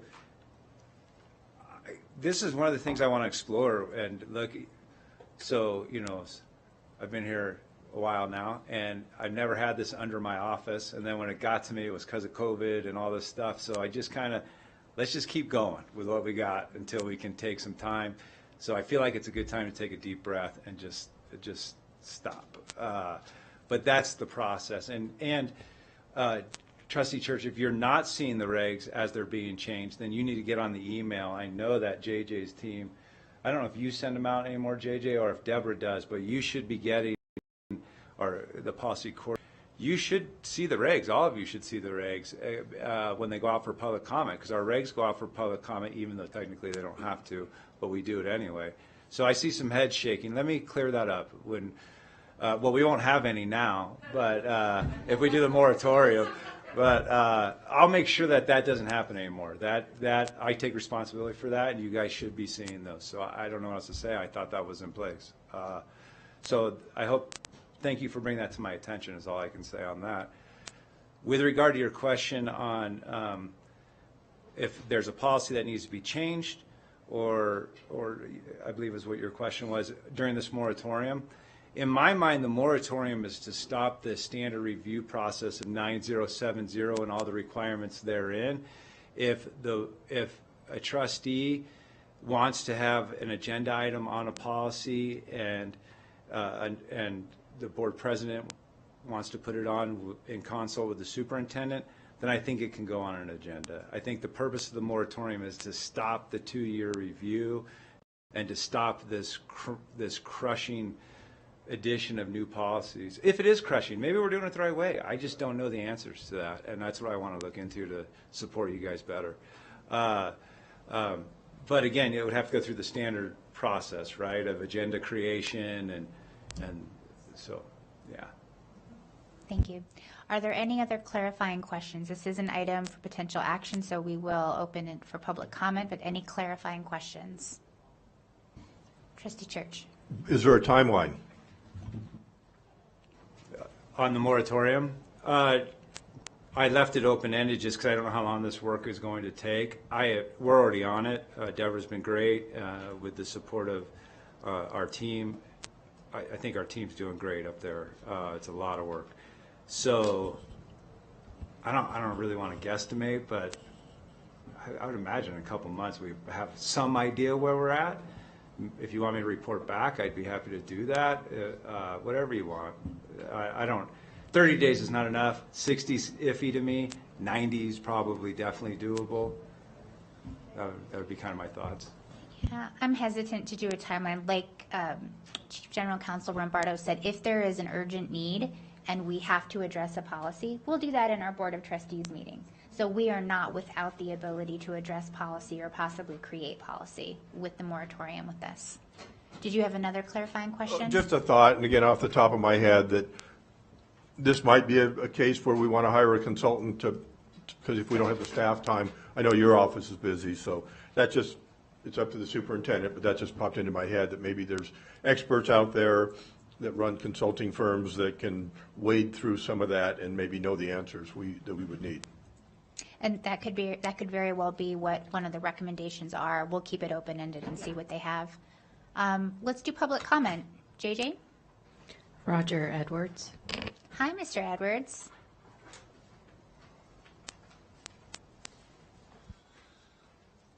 Good afternoon, for the board. Roger Edwards. I'd like my comments to be entered into the record. I'm a 37-year military guy like some of these other folks, and nothing happens without the regulations, and they have to be clear. And if the superintendent is the final arbiter of a policy, then they need to be changed every time we get a new superintendent, because this superintendent may not look at the last policy the same way as this one does. So that's terrible. You know, I wrote many of policies and procedures in the military, and I had a final arbiter, and it was very clear, and we made the language clear and understandable. And I didn't bring my book today, but I usually sit up here and look through the policies, and a lot of these meetings I find violation after violation. But is there no real clear way to get through this? And council has talked about that. You can get mired down in it, but like you said, it's very important to have a policy for everything you do. It has to be clear, has to have an end point, has to have an arbiter, final say-so. I thought it was council was the final arbiter of how a policy is really implemented. If that's not the case, then we need to change them all every time you get a new superintendent. And that's nuts. So he's right, you need to take another deep dive look at all these things. You have to have them. You know, the military wouldn't have functioned without them, and but they have to be clear. And some of your policies are nuts. And like I say, 37-year military guy, I know all about policies. So I think you need to go along with this moratorium and set up a new policy for your policies. You know, you can really get into the nuts of this thing, but it's required. Thank you. Thank you very much. All right, let's bring it back for discussion if we have any more discussion among the colleagues. Or we can also go to a motion. Trustee Westlake. Thank you, Madam President. So I'm very new. So I'm just trying to take all of this in, but it sounds like we kind of have a housekeeping issue here where we really need to get under the beds, under the carpets, in the corners, you know, dust off the fan blades, just really kind of tighten up and clean up the policies. Is that what I'm hearing? It sounds like there might be some that are just old and don't really need to be there, some that maybe need to be tweaked. That I'm not getting that we really need new policies. I'm just, unless we absolutely, and then it sounds like there's a pathway for that, but it really sounds kind of like a housekeeping issue, and I'm not sure the best way to go about that. I mean, maybe the committee, and I do like Trustee Church's idea where every board member can put someone on that committee or gets a consultant, but it does sound like a housekeeping issue, and maybe now is a good time to do that since we do have a new superintendent who's really trying to look at different ways to do things outside the box and new plans moving forward. Maybe it is time to do that housekeeping. Just thank you. Thanks, Trustee Westlake. Clerk Rodriguez. Thank you, Madam President. I'm ready to make a motion. Great. I move that the Board of Trustees approves a moratorium on Board Policy 9070 in order for the Office of General Counsel to return with best practices and recommendations for future processes related to the adoption of board policies, administrative regulations, administrative procedures, and other governing documents as necessary. Is there a second? Second. Seconded by Trustee Woodley. Is there discussion? I see Trustee Church's light on. Yeah, just a little bit. For anybody that's watching or for any of the trustees, if you go to our homepage, right at the top left, it says About Us. Scroll down, Master Document List. Be prepared to scroll and scroll. Then it goes to Administrative Regulations, Administrative Procedures, Manuals. Gosh. So, yeah, I definitely am behind that. Thank you. Thank you so much. Trustee Westlake, did I see your light on or did you turn it off? No? Okay. Sorry. All right. All right. Seeing no other discussion, all those in favor say aye. Aye. Aye. All those opposed, nay. All right. Motion carries 7-0. Thank you very much, Mr. Rombardo. Okay, so we have the gift of efficiency with this meeting. Hello. So since we still have a little bit of time, I don't necessarily want to take a break quite yet. I know Ms. Botmal often has to leave early as it does get dark. So I would like us to move ahead to item 5.01, our student representatives report, so that we do not miss that opportunity to hear from her. Thank you, President Smith. You are just speaking to my mom right now, so thank you so much. Yeah, so recently in the council, we have been meeting with different groups of students and brainstorming different problems that have been going on, a lot of them surrounding mental health and ideas that we had last year about setting up peer-to-peer resource programs. And so recently we've had the idea of setting up pen pals across schools and having students be able to connect with one another. So that's been an ongoing idea we have. We've also brainstormed other ideas regarding student engagement and diversity and inclusion.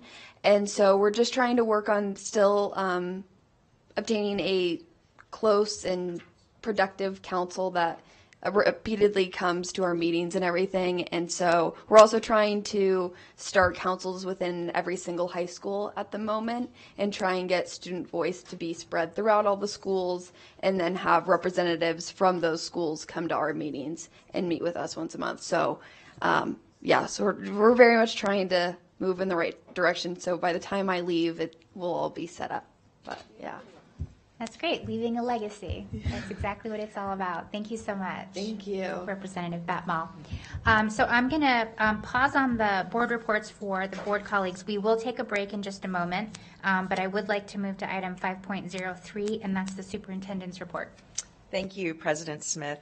And I'll just start by saying we have the most amazing students. So, and Ivy's, I think, just such a great ambassador for the brilliance of our students. And I love the idea of councils in all of the schools, and that feeding into the body. That's terrific. And that will certainly be part of your legacy after you graduate.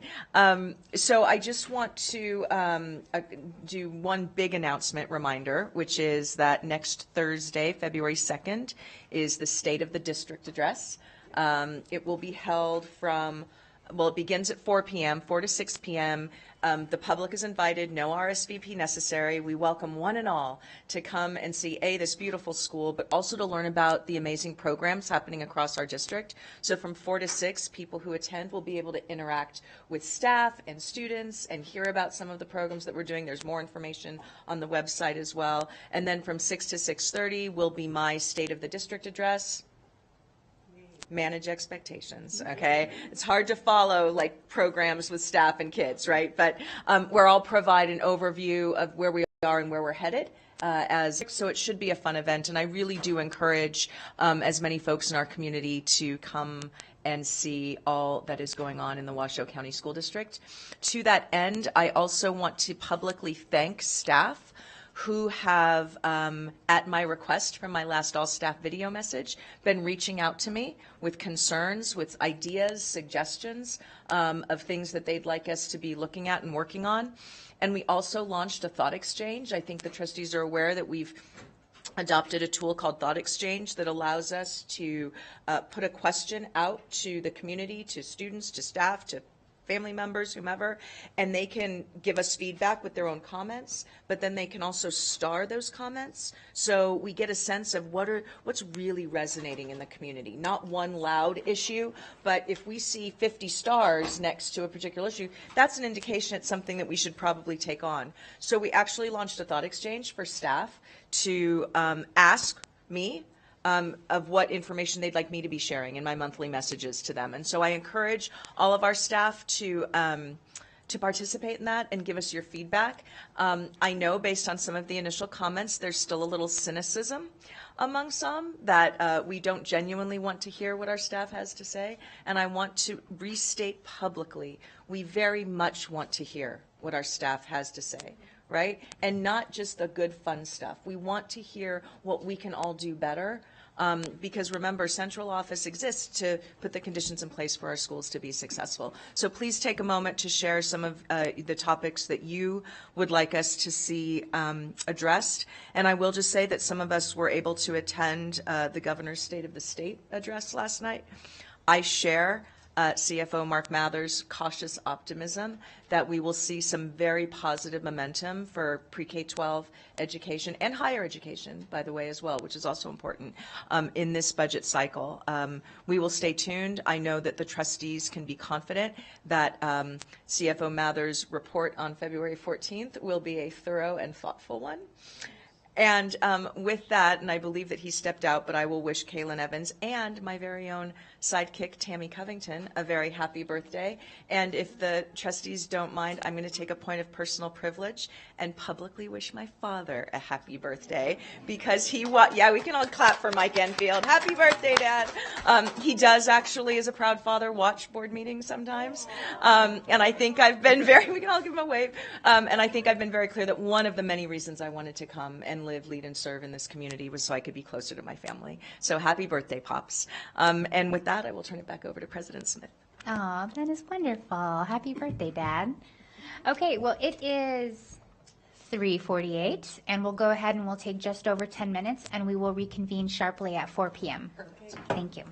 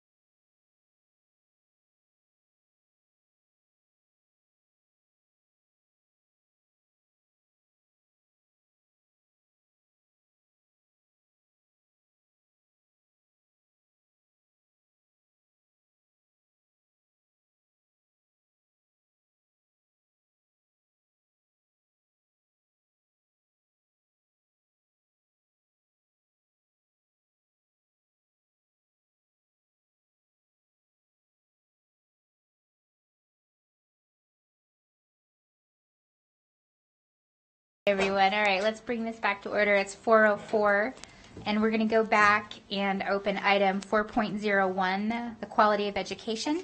This is going to be a review of graduation rates, diploma types, and diploma seals, and how the Washoe County School District uses the information to improve student learning outcomes in our schools. And we have a great variety of speakers today. We have Dr. Troy Parks, our Chief Academic Officer, Joe Ernst, our Chief Accountability Officer, and Tiffany McMaster, Area Superintendent. Welcome and thank you for being here. Thank you, President Smith, and appreciate the letting us go right at 4. Our students are all here and we're extremely excited. So, Superintendent Enfield and Board of Trustees, we are very excited about our presentation today. And as in the past, Mr. Ernst is going to lead us through a data review, and Ms. McMaster, she is going to talk about our efforts from Office of School Leadership, as well as her perspective as a high school principal at ACT, about what we do to keep all of our students on path. And then I had this great idea. It doesn't have to be about me. Maybe we should bring some students in. And I don't know where this idea came from, but I thought the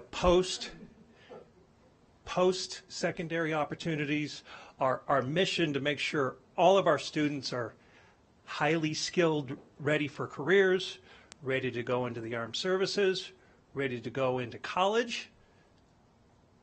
We happen to have 3 of those for you today. So I can virtually guarantee we're going to end this on a very positive, upbeat note, and that is what we have planned for you today. So with that, I'll kick it over to Mr. Ernst, who has the data on how we're doing around diplomas and graduation rates. Good job topping that. Thank you, Dr. Parks, President Smith, Superintendent Enfield, members of the board. Nice to be here today. As Dr. Parks talked about, we'll go through the data. I know we're all excited and anxious to hear from our students. We have some superstar students in the audience, and so I know that we're looking forward to that part of the presentation. As we move in, we'll start by providing some definitions. So I would say in large part, high school can be a bit more complicated when looking at all of the metrics related to high school, perhaps in comparison with elementary and middle schools.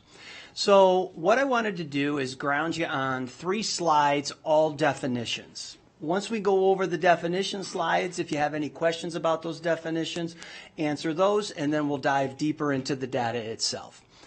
So adjusted cohort graduation, we call that the ACGR, and that's really the group of students that are together, that begin 9th grade together, and then graduate in 12th grade. That ACGR can be adjusted with students that transfer into the school, and so therefore you would have more students on that adjusted cohort graduation rate.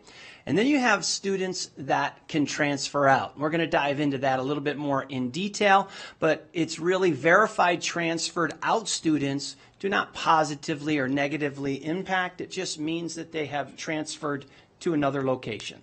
So that's your adjusted cohort graduation rate. Then we'll look at non-graduates and graduates. And so we'll start with what we term vanished students. And you can see that vanished students are students who are no longer enrolled at the school, but who are not confirmed as dropped out. And we're going to share data throughout the presentation that's going to help help us understand the percentage of vanished students that are in our system. And so confirmed as dropped out, and whom we do not have verification of enrollment in another location. So it means they may have started at high school, 9th grade. They may have started a week there. Family might have moved, and perhaps there's not a receipt of records or confirmation from another school district that that student has enrolled. And so they move to a vanished list, of which is important because we don't want them to vanish. We want to make sure that we're keeping an accounting. And so those students are really important to us as far as just making sure that we're doing everything possible to find those students. When we know they vanish in ninth grade, that typically is an easier path to finding those students, as opposed to if they've been on that adjusted cohort for 3 to 4 years. The longer the period of time, the more difficult it is to find that vanished student. So, and our high schools, as Ms. McMaster could tell us, they do tremendous work trying to find vanished students through social media, through familial contacts. Every possible effort is made to find any vanished student that we see. Then you have dropout students, and really a dropout student is a student who's no longer enrolled and they don't intend to re-enroll for a diploma. They've dropped out of school. Then you have credit deficient, those that don't have enough credits to graduate. Adjusted diploma students that have specialized requirements via their IEP who graduate with an adjusted diploma. And then we're going to go into the 3 other diploma types at length throughout this presentation. An alternative diploma, a standard diploma, and then share what I think is some really good news in terms of our advanced diplomas. So we have one more as far as overall definitions before we dive into the numbers. And so many of you have seen this slide before. I won't go into it too much. EL students, we have our IEP students, specialized education. This is there to reference as we're going throughout the slide. 2 at the bottom that have been updated are Junior Reserve Officer Training Corps, JROTC, and then our ACT, which is the American College Testing Exam. So before going into some of the numbers, are there any questions regarding the definitions?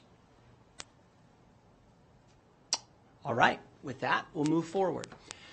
So we'll start by looking at our overall graduation rate. And what we wanted to do is back this out for everybody back to 2010. And when you look back at 2010 in Washoe County School District, 62% of our students were graduating. And then the box to the right that you can see, that 10-year trend line or improvements have improved by 18 percentage points over time. You can also see as we get into 17 through 22 that we've remained fairly consistent in the graduation rates, 84, 84, 86, 85, 82. That was our post-pandemic graduating class, and then a little slight adjustment going up last year up to 84%. Okay? And then the other thing I thought about is we'll kind of chunk some of this just to try to make sure that we're given opportunities to ask any of the questions. So I'll go over a couple more data slides, and then I'll pause if you have questions relative to those data slides as well. Okay? Here you can see, as we often show, and I think it's really important, that we are looking at all populations of students. And on this one here, what you can see is that as a district, so just try to orient you to all these bars that you're looking at. All the way up to the upper left, you can see the district. And you can see 84% of the students graduated last year, and then you can see the year prior, etc. You can also then see that for each of our various populations of students, and then special populations of students as well. Often we show that, and what it helps us remain acutely aware of is academic disparities that have been in our system and remain in our system, and continue to call our attention to best addressing those disparities. A highlight that I see in the data is when we look at our Hispanic students and take it back to that 62% back in 2010, you look here right now, and we talk about closing achievement gaps, and we set targets to ambitiously try to make sure that we're accounting for every student in our building. If you go back to 2010 and then you look here, you can see some pretty significant progress over time with a substantial number of students with our Hispanic population. And so while we're addressing academic disparities and continue to call attention to it, one of the outcomes in calling attention to it is we have seen some improvements. We want to see these improvements with all populations of students. So with that, I'll pause before going into more nuanced data. Okay? Okay, this one will take just maybe a moment to orient. So would like everybody to think back to those 4 definitions that we talked about at the start of our presentation. If you go up to the key in the upper right-hand corner, you can see vanished, dropout, credit deficient, and adjusted diploma. And so then I want you to go over to the district number all the way over to the left. And this is important information for us as a system to understand, to help drive decision making as we are working to support our high school students. So you can see that 6%, so remember the graduation rate at 84%, 84.4, and you can see that 6% of those students, of that 100%, are vanished. So that's going to take you back down to a potential of 94. Then you can see our dropout students have disengaged from school, no longer interested in attending. Different than those vanished students. Vanished students is simply from school system to school system, records maybe not transferring, or when people move, not enrolling in schools. Then you look over to credit deficient, and you can see that only 3% of our students were credit deficient.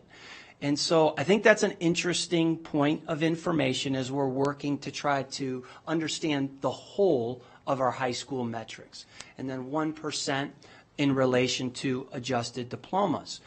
Now again, we did highlight some of the progress that was made with Hispanic students over time from 2010 up to 2022. But when we look here, our disparities remain glaring. They remain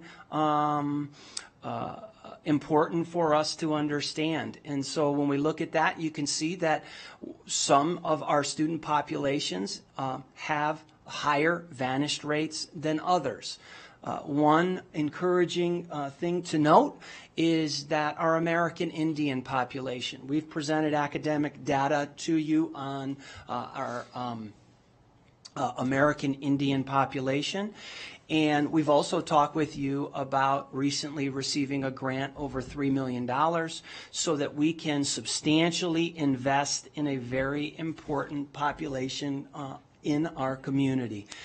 And so just wanted to kind of give everybody that understanding there of vanished percentages, dropout percentage, credit deficient, and adjusted diploma by population and by program. We may have a question. I'd love to answer that. It's more of a statement. I appreciate the directness of this data.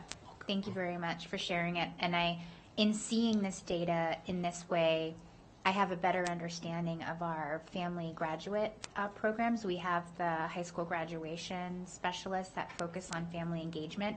This data really helps me understand how we have those allocated. And so I'm making some connections with other presentations that we've seen as well too, but I appreciate the directness of this. Thank you. Thank you, Trustee Smith. With that too, I really want to acknowledge the accountability team. We have Dr. Laura Davidson. She's in the audience here. We also have J.T. Stark, who have spent countless hours working to really help make some of this information more digestible for us that may not be immersed in it at the same levels. And I really want to send that thank you as well. Okay, so moving. I'm sorry. Sorry, Clerk Rodriguez. Thank you, Madam President. I just kind of touching on this slide here. for the Native American community.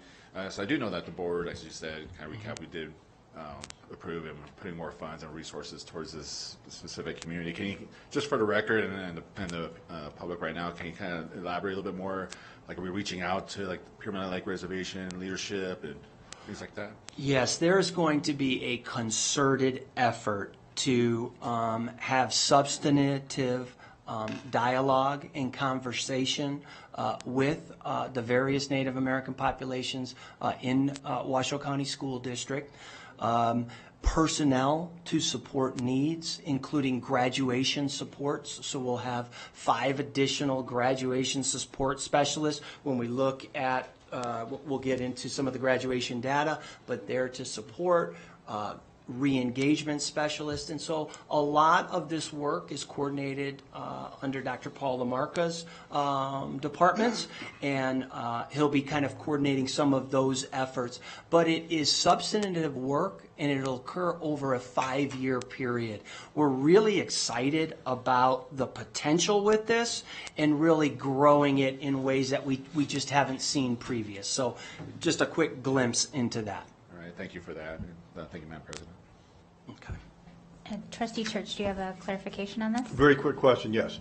Vanished and dropout students, are those counted against absenteeism? Once they are vanished, they're removed from the system, they're withdrawn, and then they don't count towards chronic absenteeism. Okay. Okay, we'll give you our state comparison. Know that we've always have a bit of an appetite just to see how Washoe County School District compares with other school districts. You can see here, Washoe County School District, again, the 84%. We continue to look at the comparison with the state of Nevada as a whole. I think it's probably worth noting Clark County accounts for about 70% of the state. Washoe County School District accounts for about 17% of our state. So that's a substantial contribution to the overall percentage of Nevada. And then you can also see that we also compare with some of our state charters as well. You might be interested to know, as I was learning going into some of the data myself, university students are some of our highly gifted and profound students over at the Davidson Academy. So with that, if there's... I have a really quick question back on that slide. Just as a point of clarification, our state charters, are they mandated in the same way we are to provide specific supports along the lines of English language learning, special education, children in transition work? Do they serve an equal number of populations as we do in those areas? That's a really interesting question, Trustee Smith. I appreciate you bringing it up. Certainly, our charters are bound by the charters of which they are open to, and work to meet over time each of the aspects within the charter. I think it may be fair to say that some are more successful in serving comparable populations to the surrounding schools around that charter, often of which they're required to serve a comparable population, and some benefit from having additional time to come to a population more representative of the community. Thank you. Okay. Good evening, Superintendent Enfield and President Smith and members of the Board of Trustees. Tiffany McMaster, Area Superintendent for Area 2 for the record. Before Mr. Ernst goes into a slide about graduation data and specific to different diploma types, we just wanted to take a moment to orient you with the different diploma types and make sure you understood the qualifications required for each one of those types. So first we start with our standard diploma. Students within the Washoe County School District must earn 23 credits to earn a standard diploma. There are a series of core credits that must be obtained that are listed there that include English, math, science, social studies, electives, health, etc. And then another important note is other requirements include participation in not just the ACT exam, but the ACT plus writing assessment, as well as participation in the civics exam. On the next slide, we have our other 3 diploma types. All 3 of these diploma types are considered more advanced diplomas. You have to meet all qualifications for a standard diploma in order to earn these diplomas. In addition, they all require additional credits in both mathematics and science.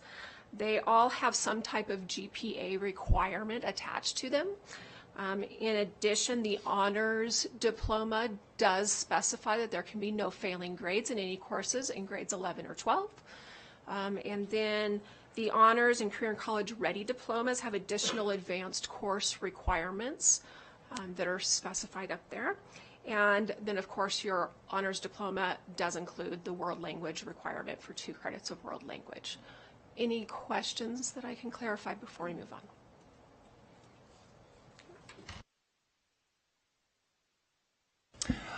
Okay, this one here is the jigsaw puzzle, and we wanted to make sure that you were all paying a lot of attention, and so we put this one together with that in mind. So, no, in all seriousness, we just wanted to look back 2012 to 2022, and really, this is a bright spot in Washoe County School District, something well worth drawing our attention to.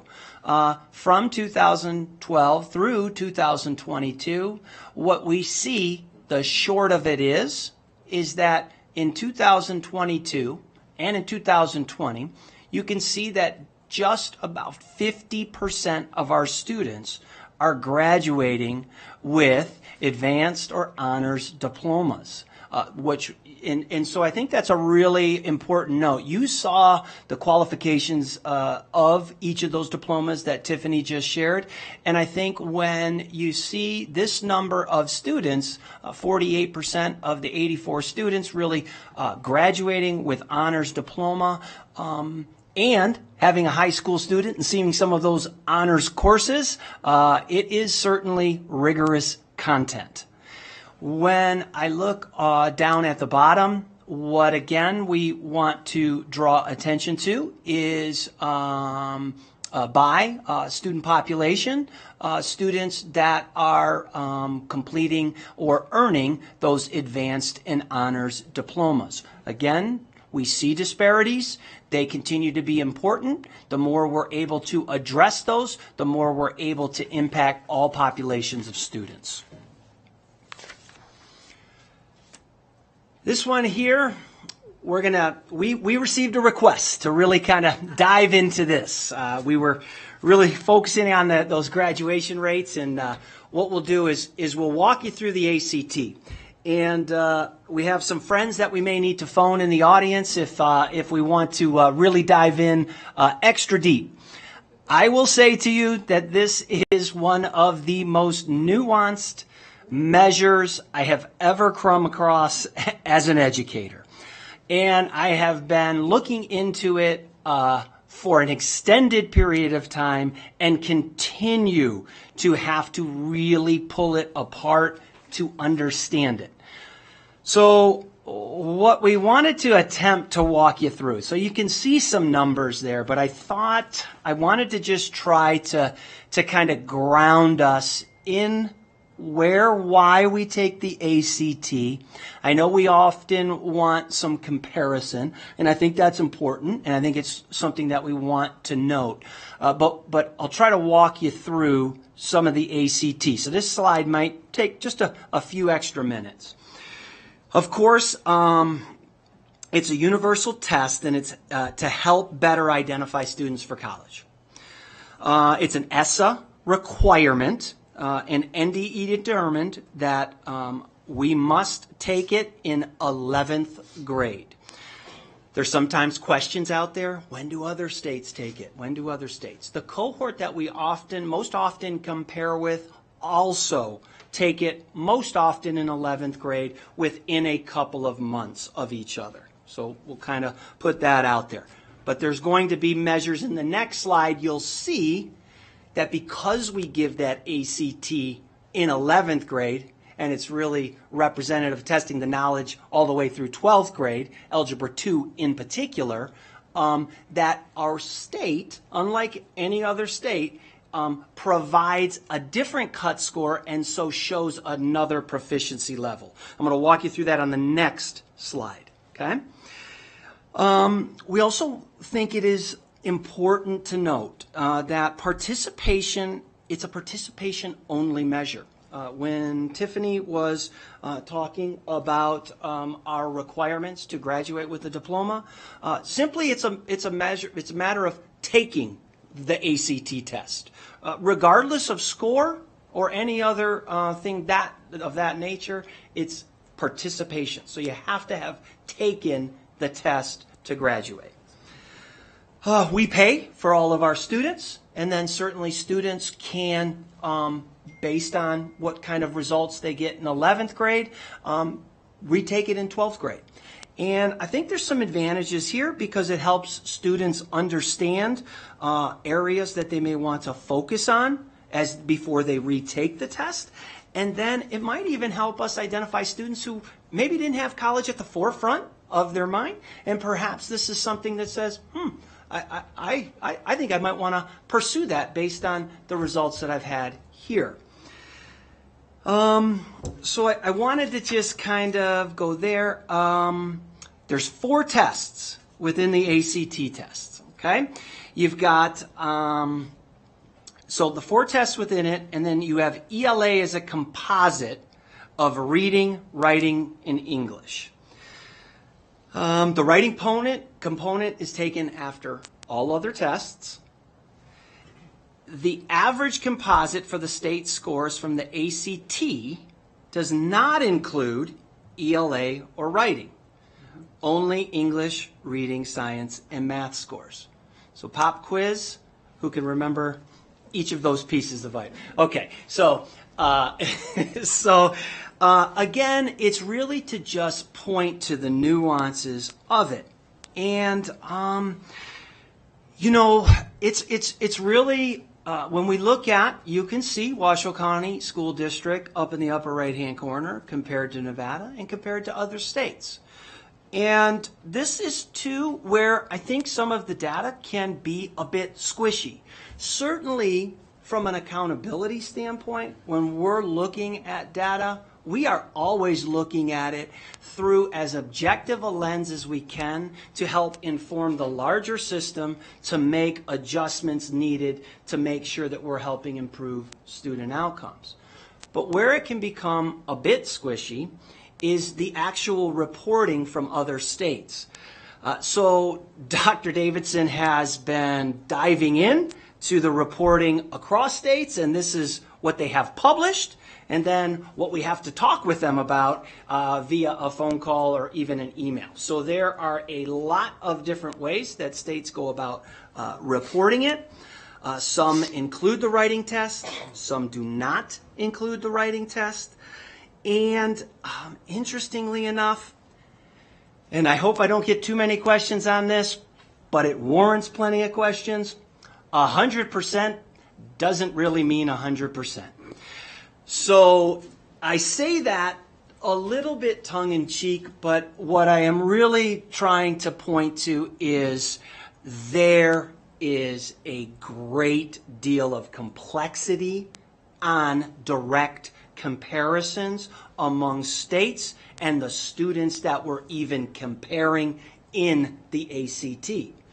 Now, that being said, when we see, and as we have said previously, when we look at our district results, and I'm excited that Tiffany's, and we're going to be able to talk a little bit more about what are we doing to address that. As I mentioned, from an accountability standpoint, we want to use objective data. We want to pull that data apart in meaningful ways to help drive responses and strategies that we are developing and engaging to improve those outcomes.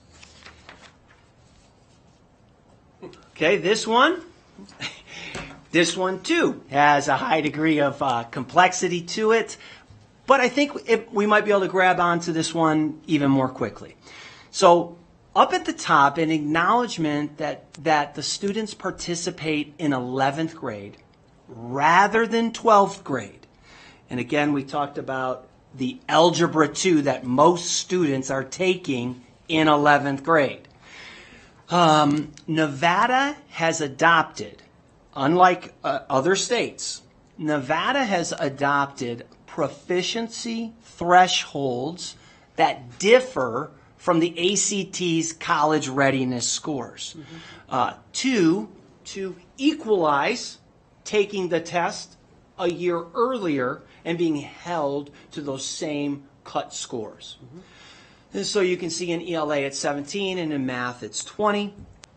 We try to dig into this a little bit more, but you can see as a district in ELA with the state adopted cut scores, 51% proficiency, and with the state adopted cut scores in math, 27% proficiency. So we wanted to try to pull that apart a little bit more as well. And so we dove into, well, how does those cut scores compare with other cut scores of other school districts in Nevada? Interestingly enough, and again, to get at some of the complexity and the nuance behind the data, our math scores rank us second in the state of Nevada in cut scores. So kind of interesting, just really kind of diving into this data and really trying to pull it apart, where our ELA scores rank us fifth in Nevada. So we also think it's fair to note, and then I'll address questions, fair to note that the state is currently going through an RFP process around a college and career readiness exam. They have sought stakeholder feedback from teachers, administrators, school districts, accountability departments, academic departments, and with that, we may have the ACT again going into 2024 and beyond, and perhaps another measure. So we are in the midst of that as well. So with that, I'll pause and try to answer questions the very best I can. Thank you. It is, the nuances are interesting, and thank you for that. And thank you, Laura, and the team. I mean that. Cut scores. Let's not assume that we all understand exactly what that means, and I'm pretty certain JJ doesn't get out her magic cup and you pick something out of the cup, okay? So if you could please explain, how do we get to those cut scores? So higher ed is looking at an overall score of about 21 as their criteria for this is a good candidate to be accepted to our college. Now when that 21 is broken down between the English and the math scores, that's a 22 for your math score and an 18 for English. So we've just adjusted those by a couple of numbers given our timeline for the state. And that is what is used for our juniors. Correct. Thank you. Okay, with that, one more data slide, and then we'll dive into some of the strategies, and then hope to hear from our students and their high school experience. So, graduates completing advanced courses, we did talk to you about what we think are some rather encouraging signs when we look at the number of advanced diplomas that our students are receiving when they graduate. So to take you down to the bottom, you have AP and IB, courses exposing students to college level material. And then you can see courses often culminate in an exam, college and universities, grant credit placement, or both students passing the exams with a 3 or higher in AP and a 4 in IB. Okay. Then you have CTE, career and technical education. Courses providing students with rigorous hands-on curriculum to help prepare students for college, and I think we'll be able to hear some more about that later on today. Highly skilled careers in life. Students often complete 2 or 3 year pathway of study in a particular field. And then you have dual credit, and we're going to dive into dual credit even more throughout the presentation. The numbers at the bottom, you can see the number of students completing an AP or an IB course over time. So pretty consistent and, again, informative to us as a system. And then you can go over and look at the passing rate, and you can see that 3 or 4 that we talked about in AB and in AP and IB. So you can see that there, that 28%. And two, we know that students taking those classes, while they may not have passed that test, and certainly that's the end goal, and that's what we want, having been exposed to some of that course content continues to have value for them as they're going and pursuing whatever path they're pursuing post-secondary education. Then you could see percentage completing 2 years on the CTE pathway. You can see that going up over time, 27%. You have often heard from Mr. Hartzog in terms of the efforts of CTE. It receives accolades in a number of ways from our community and nationally, and you can see some of the success that continues in the CTE programming, and I know that Tiffany can talk a lot more about that as well. And then you can see dual credit, really what I think we see as something extremely encouraging for students. The opportunity to complete college credits while in high school, and those college credits going up with you as you start a pathway in that direction. So you can see that too. It has an uptick. There continues to be a lot of work in terms of working with our higher ed institutions to continue to develop those dual credit options, which are in the neighborhood of about 1,700 options at this point, to continue to expand in that area. So with the data, I'll pause and answer any questions that we can answer there. Thank you, Madam President. Thank you very much. This is really informative. It is a ton of data. It's also very encouraging to see that we're upticking. So that's always good to see. I did have one question on the AP exam. Is it a one-shot deal, or do they have an opportunity to try and take it again? Because I think those AP classes, there is a cost to them, and I think the students pay for the AP test, don't they? I think we have I can take that one for you, Tiffany. So, yes, the advanced placement exam is a one and done. You take it at the end of the year. That said, and I think the trustees have heard me say this, I am committed to taking away as many barriers to access for our students. And Mark Mathers and I and the team are currently looking at our fee structure across the district and the various fees that we charge students and the degree to which that gets in the way of their participation, be it in athletics, arts, science, AP exams. So where I would like to get us to is that for AP and IB exams that we cover the cost so that when a student takes the class, they take the exam. They don't even say, I'm not sure I can. They take the exam. Unless they really, as someone who got a 1 on the Spanish AP exam in high school, I was not equipped to take that exam. And I knew that, right? So I do think we need to listen to our students when they say, not quite ready, but I don't want the cost to be, or a lack of belief in self, to be the reason a student doesn't. So stay tuned. More to come on that in the future. Thank you for that. I think I agree with that. Is there any way that we could allow them another opportunity? I mean, there's always the, nerves going into a test of that magnitude and the hard, the work that these AP students put in is just, sometimes it's backbreaking, and to just have one shot at it, I think that might be just a little bit too punitive. Well, unfortunately, we don't administer those exams. They're administered by the College Board, and that's the process. But I will say this, I think that part of the rigor that goes along with International Baccalaureate and Advanced Placement is there is some pressure when you take that test. I remember that. But part of the goal is to help equip our students with the resilience and the confidence to take on that burden, because they're going to face that not just in if they go into college, they're going to face that in the workplace. When you have to hand in a report, a lot of bosses aren't really great on a do-over. Yeah. So, there's something to be said for. But the nice thing, though, to your point, and I'm glad you raised this, if we can absorb the cost of the exam, the students have nothing to lose. Yeah. Right? So it's Right. not like, oh, I paid and I got a 2. We got it. Yeah. Thank you. Yeah.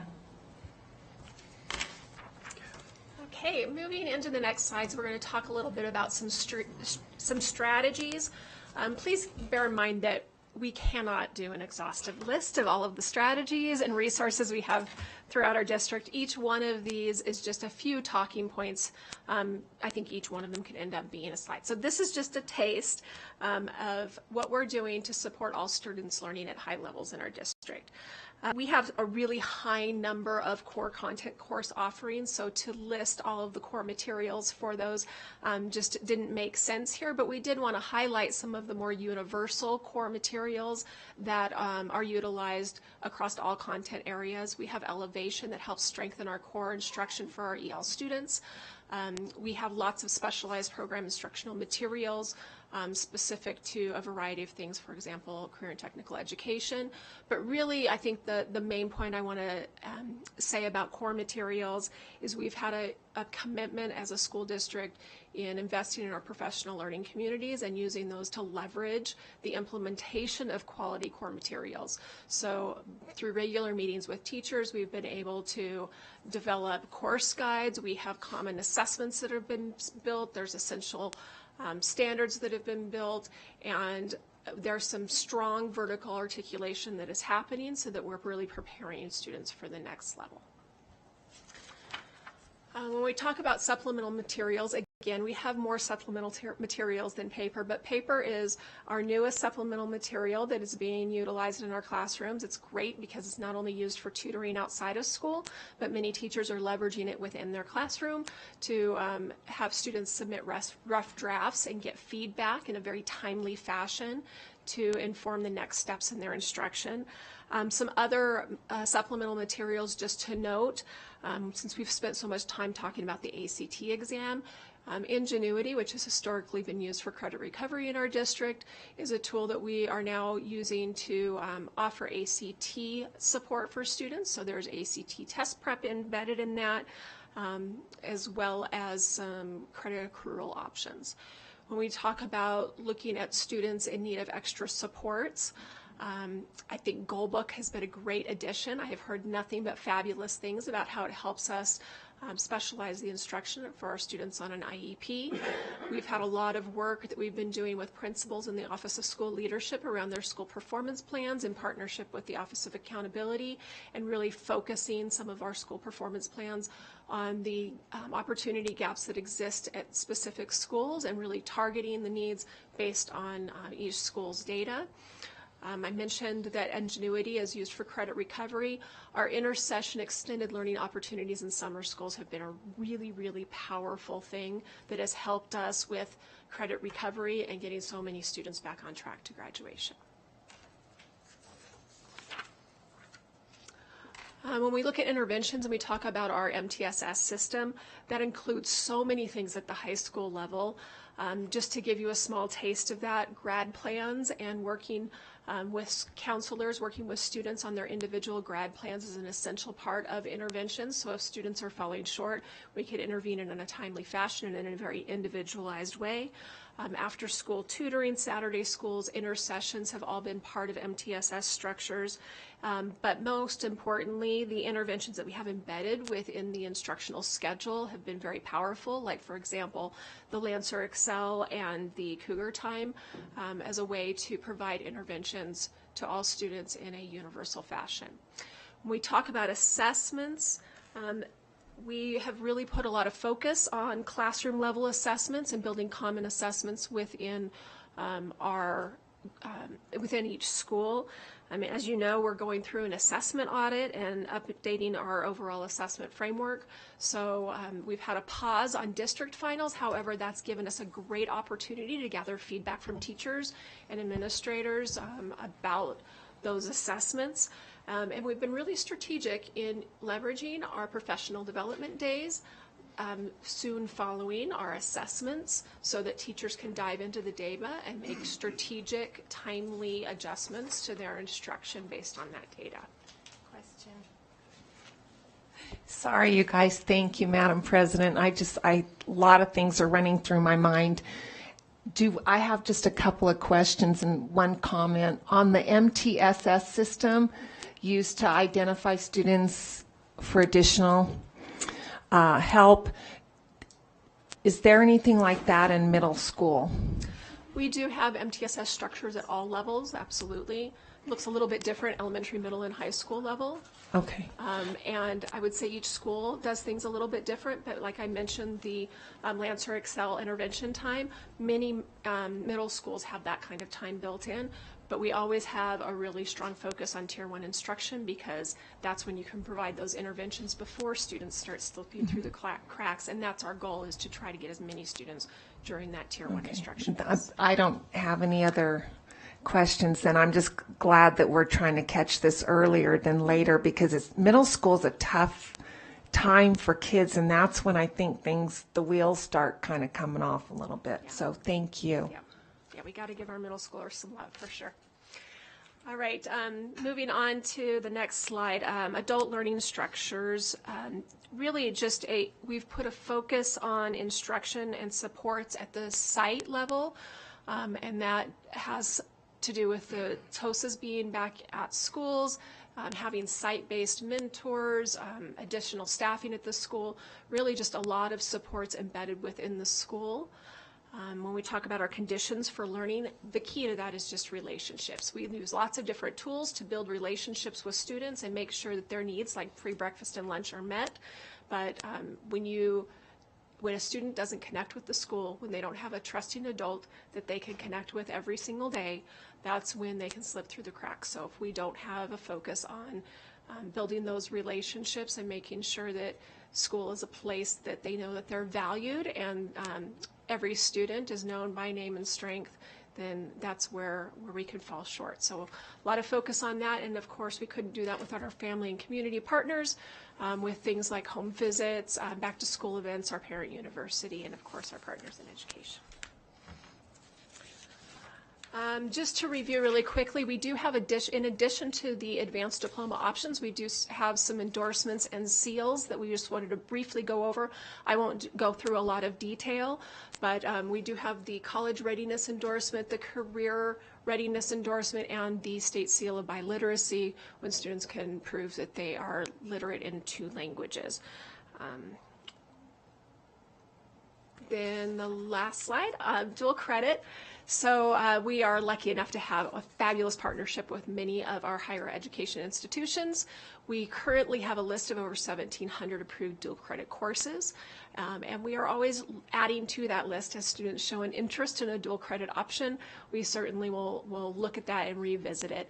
But anytime we can provide students with that opportunity to walk into the door of a higher ed institution and gain access in high school and get that opportunity to gain both their high school and their college credits, I think it's really powerful, and it changes the course for many students and gets them thinking in a way that they may have never thought.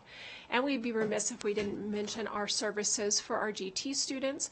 As we know, we have the GATE Institute at Hug High School where qualified students can apply and gain access to advanced coursework and acceleration, but it's also important to note that all GT students through the advisory model can gain access to differentiated instructional supports within the general education setting, as well as have a GATE counselor and a GATE program facilitator that help facilitate access to dual enrollment and career and college readiness opportunities.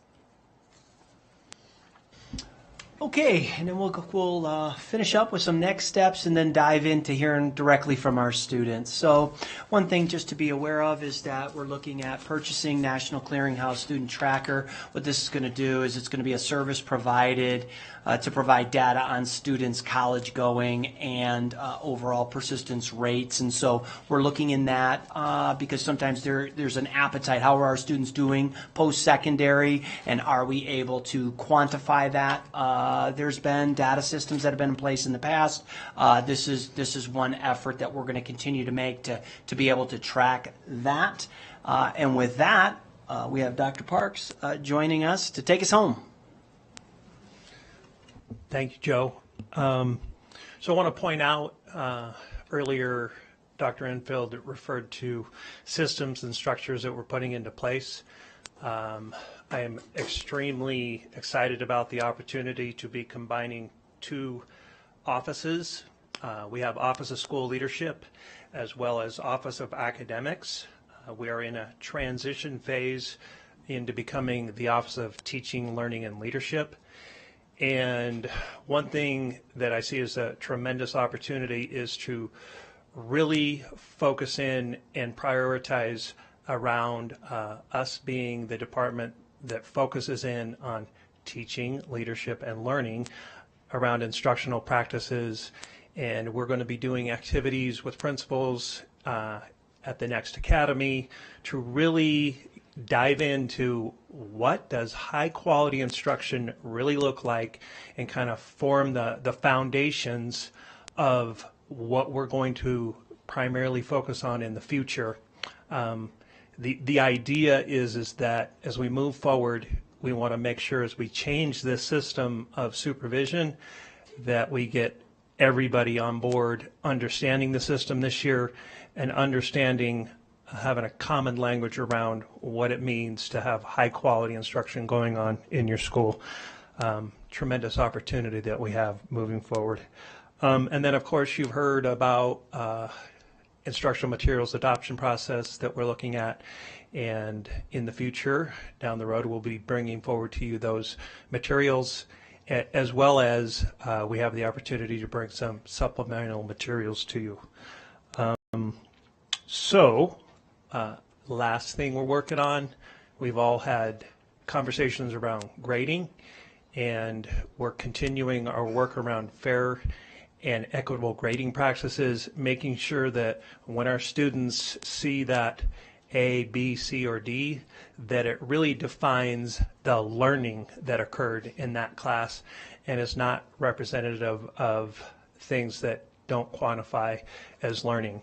So with that, I now bring you the brilliant idea that came to me. I don't know where I got it, but we actually have lined up our postgraduate students, and they come from very different backgrounds, but each of them you would point to as a huge success in the Washoe County School District.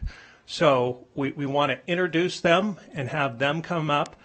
They're going to take seats at their microphones, and then they'll be available. And we're going to have their families come up as well, so because I'm sure they're very proud of them as well. So, Tiffany McMaster, would you please introduce our first student? Well, it is my absolute pleasure to introduce our first student. Tiffany Santiago was a 2020 graduate from the Academy of Arts, Careers, and Technology when I was her principal. And I can certainly tell you she was a shining star and stood out as one of the most highly honored and regarded culinary arts students in the Culinary Arts Academy. Tiffany is joined this evening by three people. We've got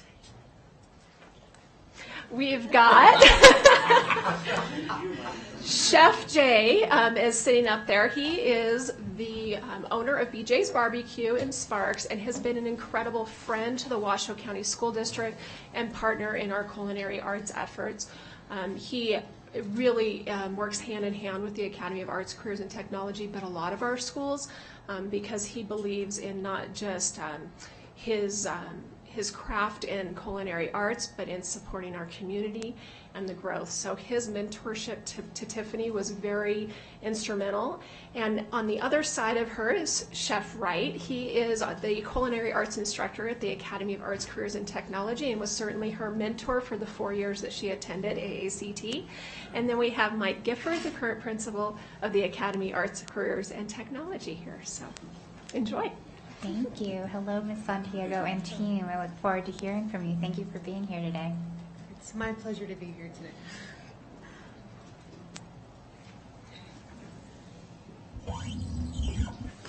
Okay. So I graduated in the year 2020. I graduated with my Career Ready Education seal. I also graduated with an honors diploma and the biliteracy seal. I really tried to do my most in high school. At AACT, throughout my 4 years, it really did change my life. I was lucky to have found the school when I did in 8th grade and apply. Being able to meet people throughout the community through events and community service events, and being able to participate in events such as like competitions really did have a big impact on me. And it truly shows now working at BJ's as a sous chef when we get in students from AACT, all of which are extremely capable and can outdo many of the employees we currently have. It really does show just what AACT does and what CTE can do for our community and for our labor force. Now at TMCC, I'm in my 2nd semester. I took a little gap year, but I'm starting again. It's extremely, I wouldn't say easy, but going from ACT to TMCC made the transition flexible, where I can go into a class that's advanced, meant for sophomores or juniors, and I'm still able to keep up with the material. I'm able to keep up with the lessons being taught, and even in some aspects, I can excel. I don't know what else to say. That's wonderful. Does anybody else up there want to share their thoughts on this? No? Go for it. Okay, I've got a couple of things. Thank you for having us, trustees. I appreciate the time. I'm really proud of the program we put together at AACT because it does do the college and career readiness program really, really well. And we do have students like Tiffany who go out into the workforce, and there's a reason she didn't go right into college, and that's her story. But you know, now she's going back into post-secondary, and she's seeing the future. And with working with our partners like Jay, BJ's Barbecue, there, it really gives these students opportunity to take what they get in the school and learn it a little bit farther and take it a little bit farther. And I know that she does a really good job for Jay because I hear about it all the time. And you know, I'm really proud of some things that she does and what a lot of other students do at AACT. Almost definitely. So I've been a firm supporter of the programs at AACT and other schools. I also help at TMCC, so I'm very involved. I'm sit on the CCATE board, so I help with that when we have our meetings. I've missed a couple, I'm not going to lie. But the point of working with the students from our aspect, or my aspect and the family's aspect through the business, is that it helps us look at the young individuals that are willing to go into our profession, because it's not the easiest profession. It does take a lot of time, skill, thought process, and working with them at a younger age. So when I go in and I'm working with some of the students when they're freshmen, and then we see them develop through their sophomore year, their junior year, their senior year, and by the time they hit their senior year, normally they're right there, they're about ready to start working. So it's very nice to be able to go, I kind of know your quirks, we've worked with you, we know where we can go, would you like a job for the summer? And sometimes the jobs last longer. And the big thing is that we don't, even with Tiffany, this won't be her only job in life, and we don't want it to be. We want her to be, I've always pitched to the kids, you need to be better than me, and I want you better than me, So we're just a stepping stone. Everything Chef and I do in school, what she learns it in business and through the business. I mean, I'm teaching her my jobs. I'm teaching her what it takes to run that business, to make it profitable, to make it manageable, how to do all these different things, not just go in and flip eggs or, you know, cook ribs or things like that. I mean, that's just what I do, but I want her to basically take what we've used and what we've given her at school and through other processes and competitions to expand her basic knowledge of our profession. So again, it's fantastic for me to sit here because this is what I enjoy doing. We work with kids all the time. We're working with kids right now in school. And then I try to get the old students back involved with the new students so that they understand where they came from and then contribute. Because you have to keep having that constant contribution back to what we're doing, understand why we're doing this. So when it's her turn and she's running her business and she's doing those things, she'll understand how important it is to give back, donate your time, do these things that are important to not only you, we would hope, as an individual and a business owner, but to the students for themselves. Thank you so much. Go for it, Principal Gifford. Obviously, I wasn't at AECT when Tiffany was there, but what's actually kind of cool is I didn't know who was going to be here today. When she walked in the door, I recognized her, and she recognized me and reminded me that when I worked at Pine Middle School, she was there. So I actually met her, I don't know, 8 years ago or something like that. My vice principal. So kind of full circle, which was pretty cool to see. But it's pretty amazing seeing her sit up here and talk to all you guys.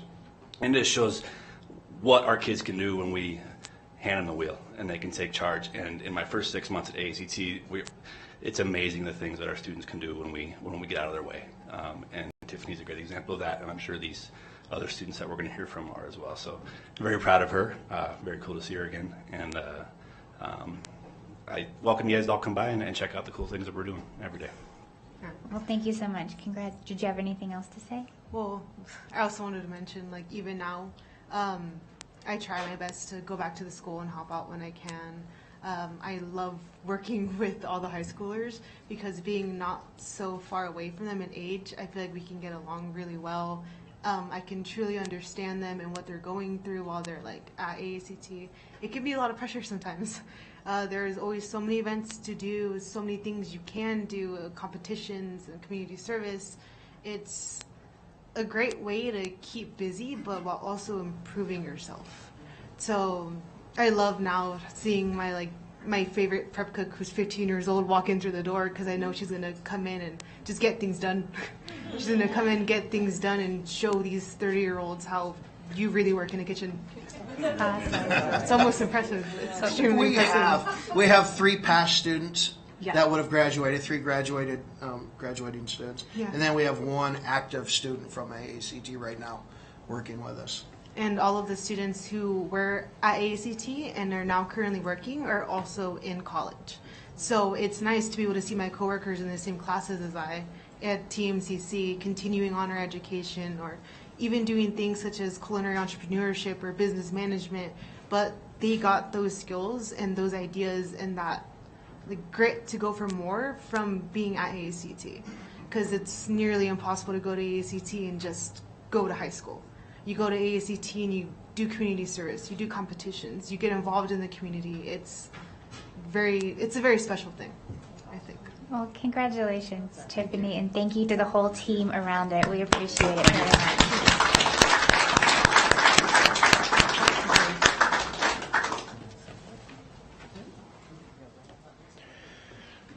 All right, and next we are going to invite up Mr. Terrence Ellis and his father, Jonathan McNeil, as well as our assistant principal, Terry Salgado at Reno High School, and Mr. Chris Hackbush, the principal at Reno High School.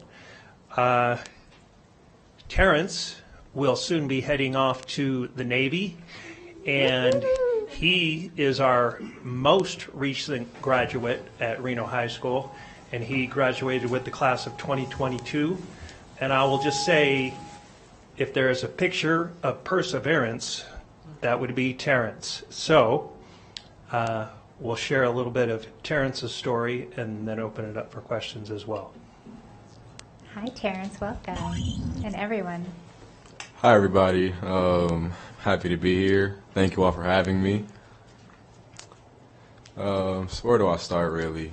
High school for me, like going into high school, I went in with the mindset that, you know, it's gonna be like a movie, you know, like I was expecting some like Zac Efron High School Musical experience out of it, but man, it definitely woke me up, that I will say. Being at Reno High, I faced a lot of challenges, not just through the academic part of it, but home life as well. And I don't think I would have got through any of it if I didn't build up a strong community and family bond with the admin and staff at the school. Because after COVID hit and I was a junior, I was doing distance learning for the first semester my junior year. We didn't have Wi-Fi and everything. Like, it was pretty hard, and I didn't get a single credit. And after that, it really put me into this mental state that I wasn't going to get through school, that I wasn't going to get my diploma. But the people around me, Coach McNeil, Mr. Agbush, Ms. Salgado, they gave me that extra spirit, like that extra push that I needed, that I couldn't find in myself to get my diploma. And I'm not even gonna sit here and act like I was the best student at Reno High, because I was definitely far from it. But they still, no matter what happened, treated me like I was one of their own. And without that, I wouldn't be going to the Navy. And without that, I wouldn't have ever got my diploma, because 2 years ago I was questioning dropping out of high school because I didn't have the confidence in myself or the belief in myself that I could actually get through it. But the people here and a handful of other people, they helped me find that confidence in myself. Thank you so much, Terrence. Superintendent Enfield wants to pop in. So you don't have to answer this, Terrence, but the day that I saw you to congratulate you on graduating and joining the Navy, I interrupted you during your art final, right? Yes, ma'am. How'd that end up, my friend? I passed, though. I did pretty good. Are we allowed to ask questions? Sure. Well, so what rate are you going into in the Navy? I'm going to be a construction. Well, my actual job is a CE, which is an electrician. But, yeah. And I chose the Navy because in my family we have a history of people going in, and I've had I haven't really had I had a plan going into high school. It was, oh yeah, football, everything, football this. I used to walk around the high school with the football in my hand, and you know, sadly it didn't work out. And just thought back to the people before me and how I want to be greater than them and everything that they went through, everything I went through, and that led me to pick the Navy over everything. When do you go to Great Lakes? So right now my current date is June 28th, but I am looking to go ASAP. Like, I'm trying to leave as soon as possible. And I will say the camaraderie you're going to have, especially if you're on a ship, it's like nothing else, like no other branch of the service. And there will always be somebody to get a football game going, so you don't have to worry about that. Okay. There's always lots of guys and gals to get a football game going. Booyah. And never call a chief sir. I learned that early.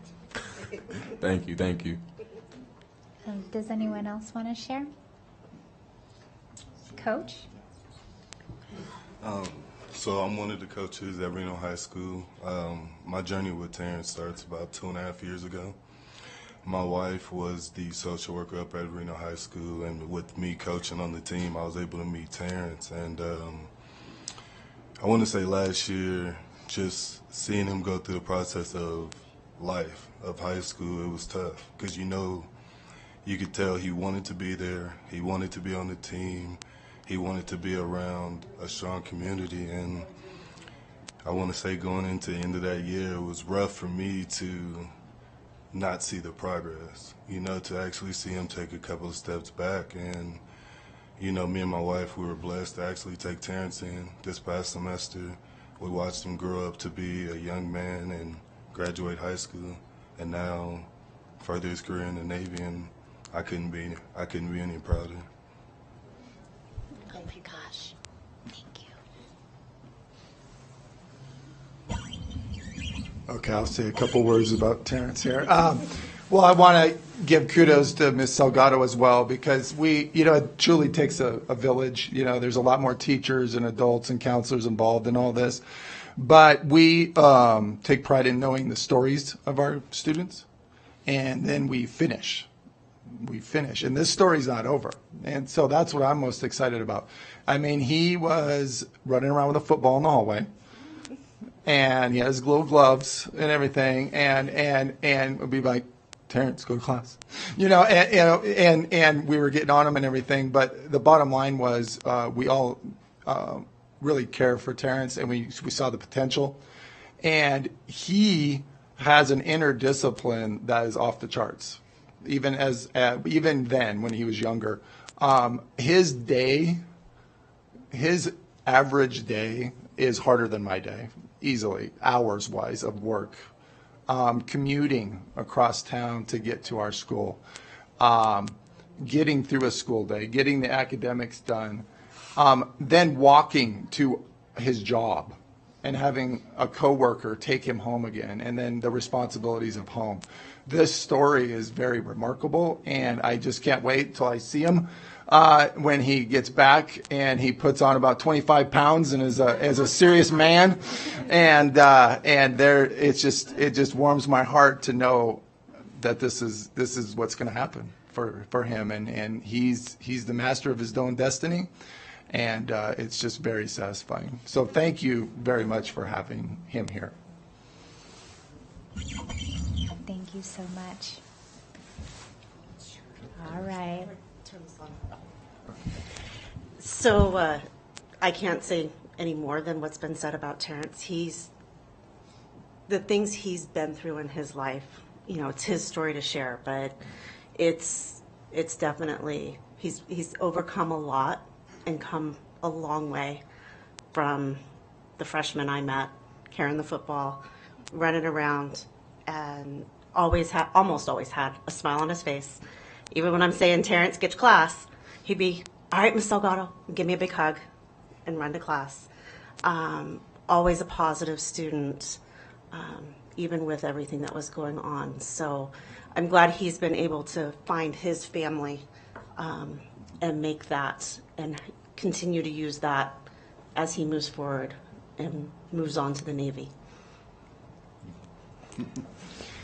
The only thing I want to add too is he always has a brave face, and that's where, like, as educators, it's tough. You have to dive into those layers of these young people, and he always had a smile on his face, even when we knew he had a really bad day. And so that's remarkable, and that's like I said, an inner discipline and a belief in himself. So just very proud of him.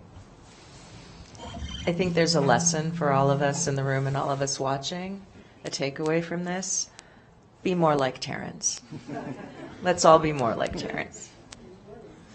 Clerk Rodriguez? Thank you, Madam President. Heartstrings, wow. I'm being pulled right now. All I can say is I'm proud of all four of you, staff, and Terrence alike. This is why I'm here. This is why, it's not for money.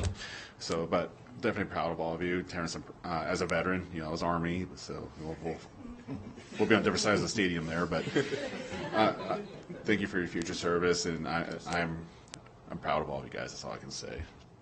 Thank you. Thank you, Madam President. Terrence, congratulations. Thank you. You're joining a force to be reckoned with. I'm a Marine. I served with the Navy. I was on the USS Roosevelt and Desert Storm. Those are some hardworking men and women. Heck so yeah. you're going to be part of the 1%. Heck yeah, and over all of this, I just want to I want to show the people who are like me and everyone who's going through something that you don't gotta be that bad time, everybody has their problems. Everybody goes through their struggles mentally, physically, no matter what. But the thing that I want to get across to after me, like, no matter what, you have the power to do better. You don't gotta dwell on the bad time. Like, you can choose to be better. You know, like, I want to inspire those who are coming after me to, no matter what you're going through, keep on pushing, because that one extra step, it can take you a whole long way. And I wouldn't have learned that without these three and a whole lot more. That's amazing. Thanks, Karen.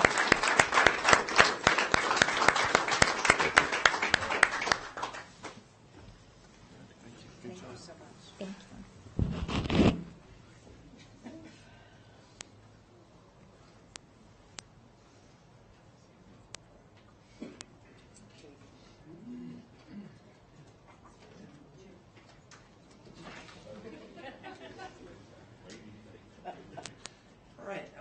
That was terrific and really great part. And Terrence, congratulations to you and best of luck. Okay, our next guest is a superstar in his own right. You can see up there that it says Reed High School, but we know that it really all started back at Alice Taylor Elementary School. And also now attending University of Nevada, taking on multiple endeavors and just pursuing higher education in a manner that makes us all proud, mechanical engineering. So proudly welcome our next guest alongside Dr. Laura Davidson, Mr. Caden Custer. Hi, Caden.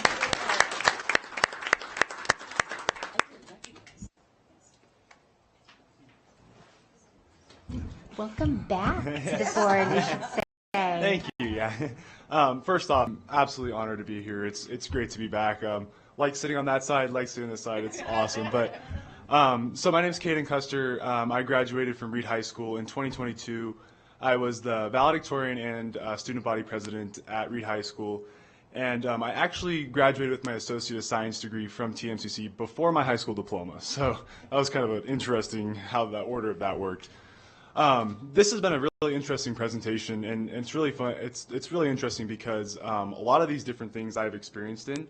I've dabbled in dual credit, CTE, all the AP, like all these different fields. So I have a great knowledge and firsthand experience for all these different things.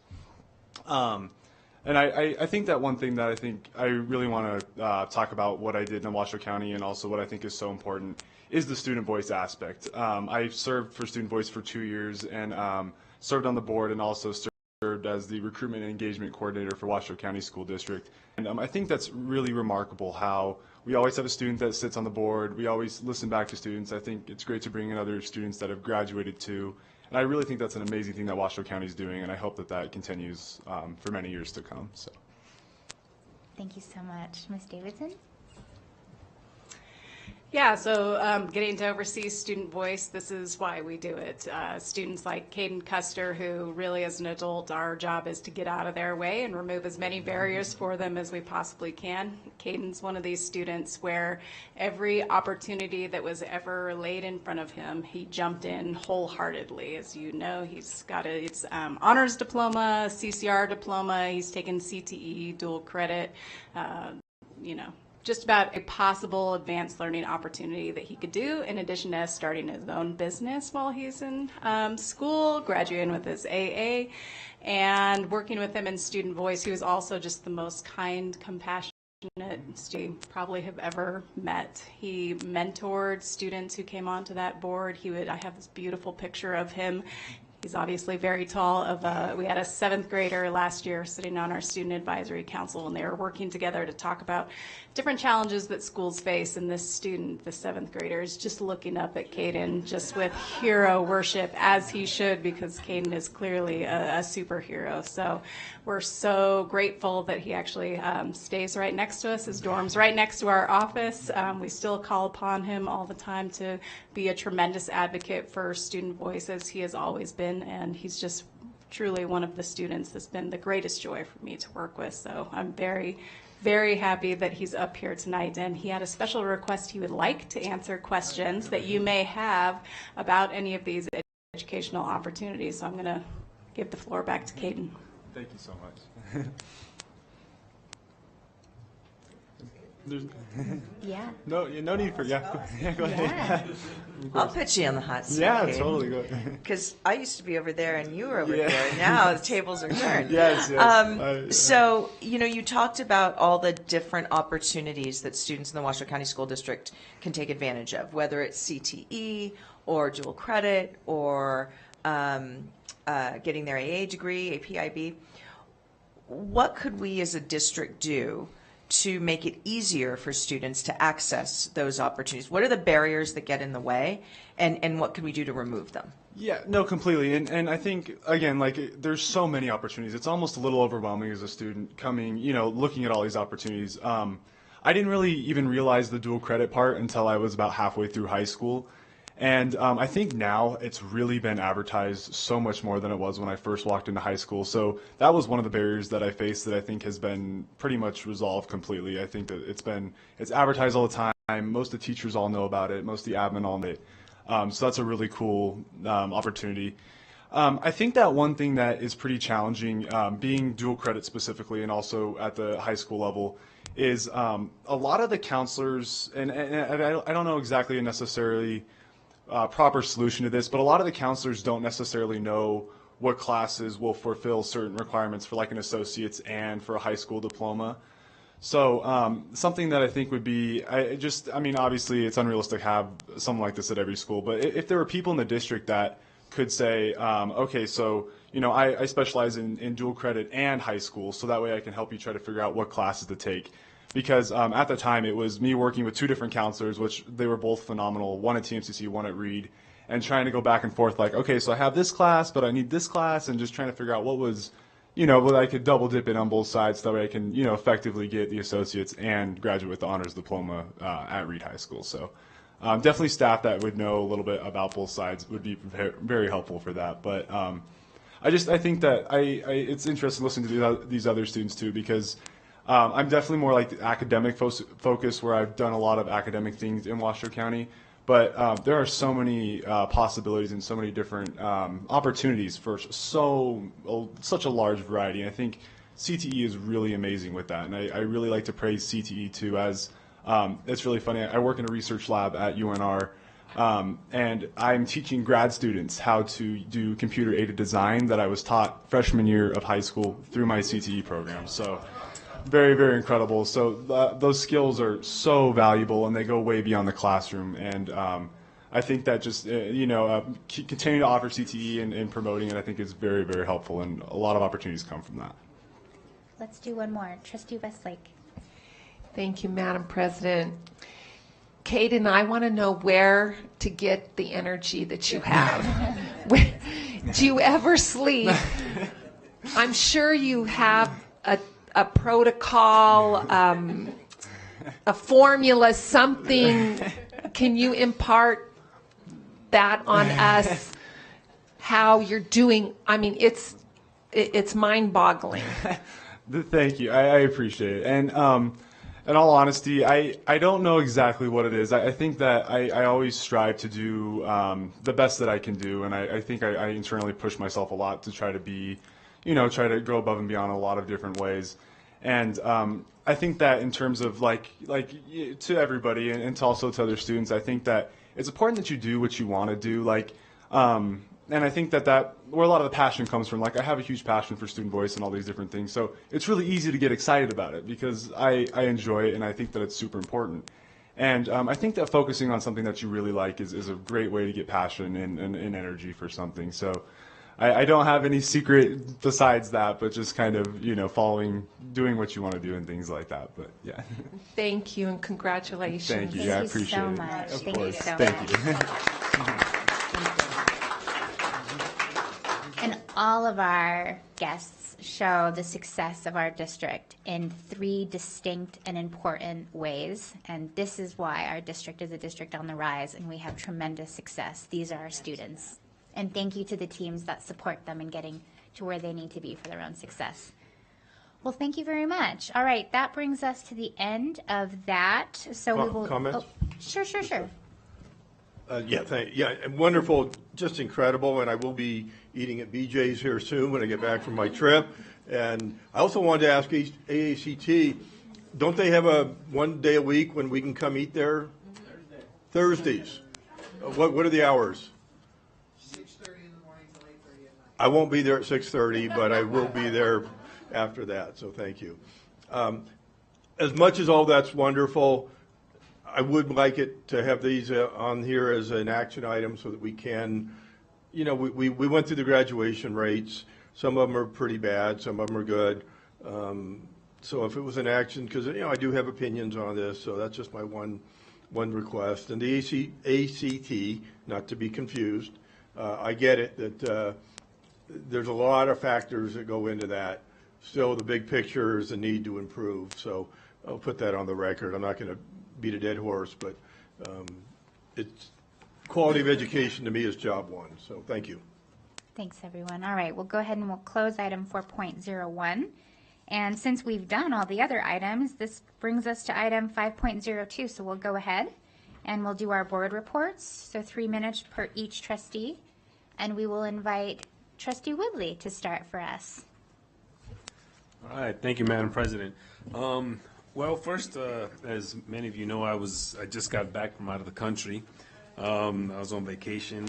That was a good break, especially from the weather.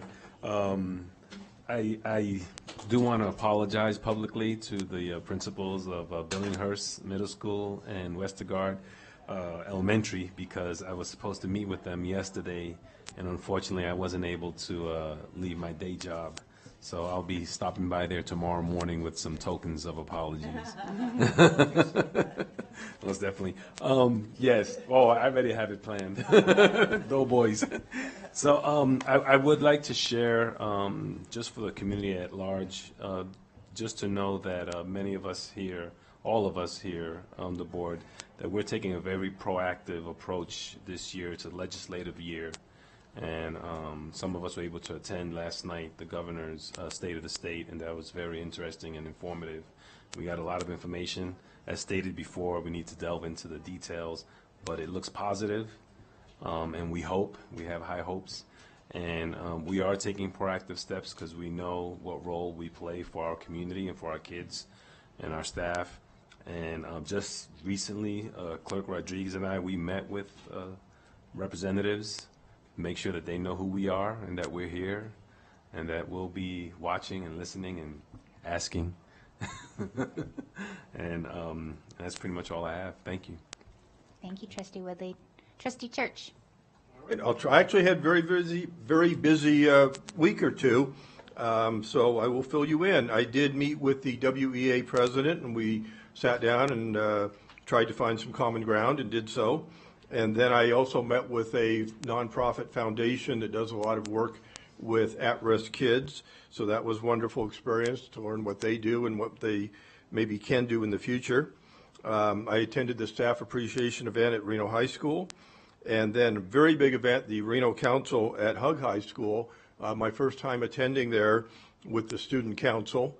Just so impressive. The kids, so just wonderful, just sharp. And when we tried to schedule the next meeting, they're like, oh, I've got volleyball, I've got football, I've got to mentor somebody. I mean, I've got a job. And they're still doing the student council. Just so impressive. I did not attend the governor's speech, but I did get invited to the governor's inaugural ball. Barely fit into my tux. I had to do the extension and buy a cummerbund to kind of put over it. But it was a wonderful event and a very good experience. Another big event was the Nevada Association of School Boards. So I met with school trustees from around the state, and there were about, I think, 44 of us or so in the room. So just really good to exchange information with them. And I am going to talk at public comment on some other issues, but that basically is what I did. So there's just so much good information that I learned and wonderful interactions and networking.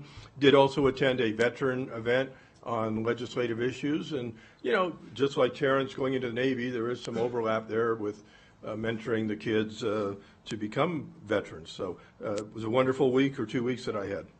Thank you, Trustee Church. Trustee Westlake. Thank you.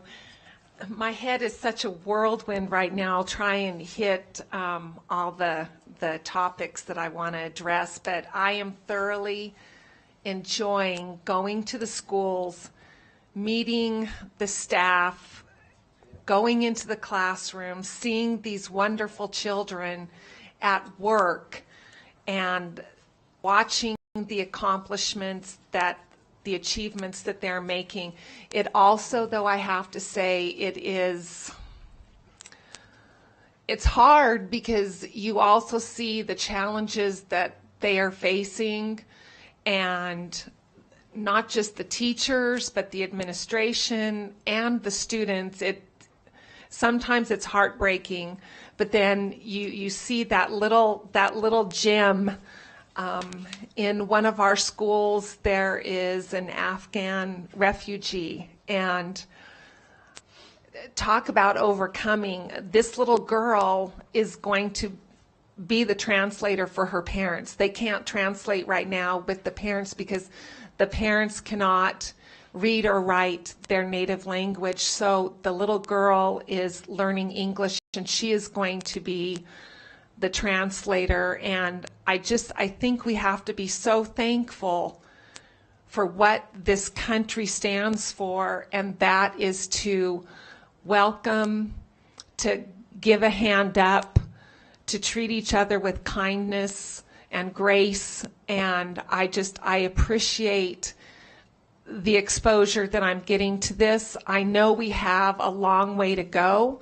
I have no doubt that we can get there. I am super impressed with the knowledge I'm gaining and with the other trustees and our superintendent. I have the utmost faith in our community that they are going to step up. I think we need to keep encouraging them and inviting them to be involved and giving them the tools to be involved. And I think we can accomplish this all together.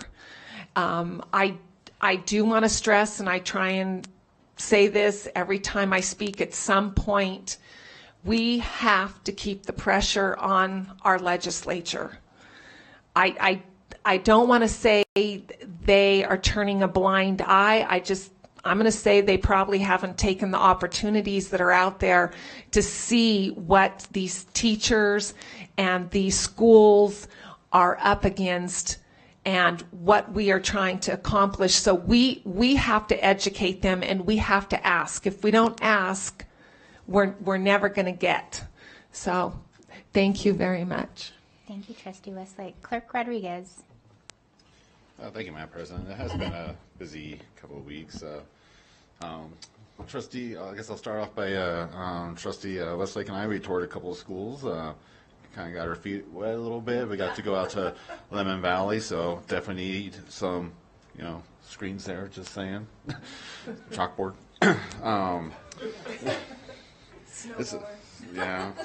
They need a snow blower too. Apparently, yeah. Got your principal, David. And we did attend, myself and some other trustees, we attended the Nevada Association School Board training, so that's kind of nice.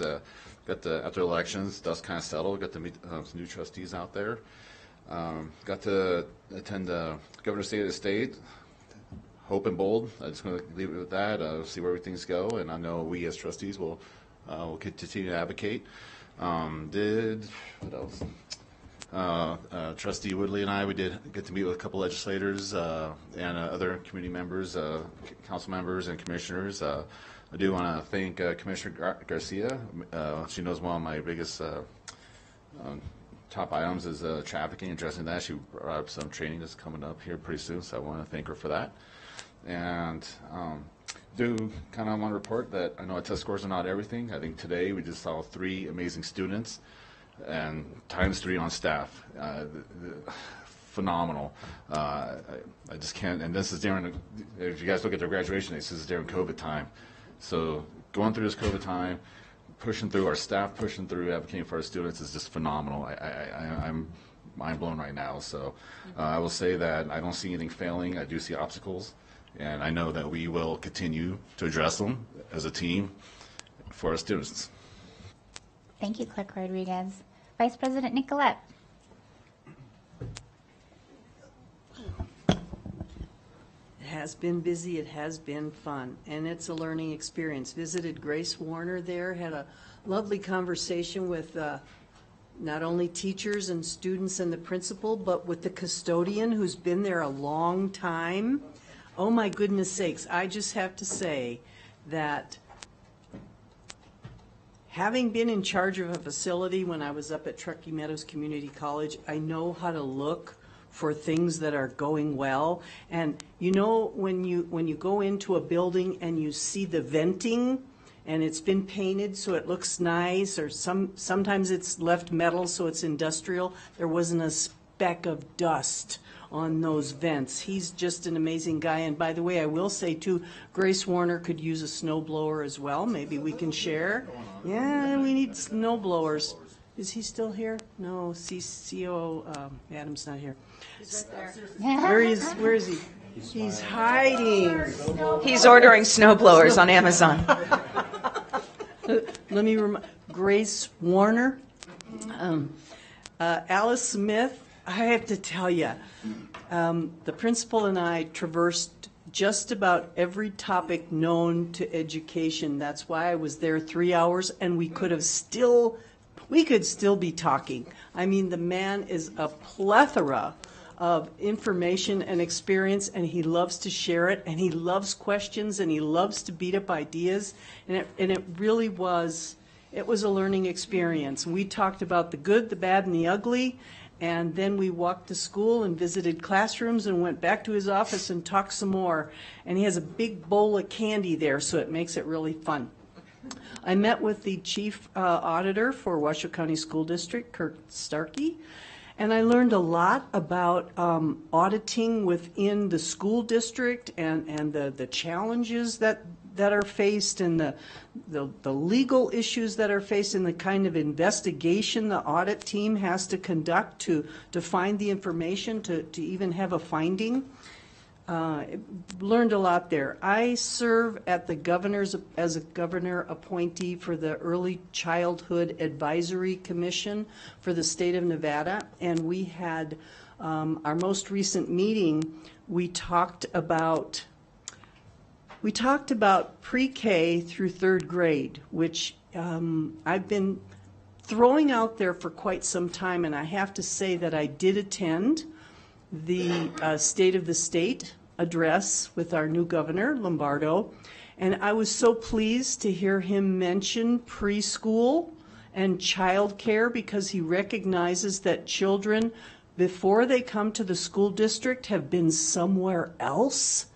And if we can help families and children and teachers in child care centers and our communities help our children prepare for the beauty that's ahead of them, and notice I didn't say school ready, because schools need to be ready for them, that we can make some wonderful things happen, and we are doing that. And Washoe County School District is a key player, and I'm getting that message. Yeah, because I attended my last. Seconds. Oh, I'm over. Yes, by 30 seconds. JJ, did you? You want some of my time? Yes. No, I better not. Thank you.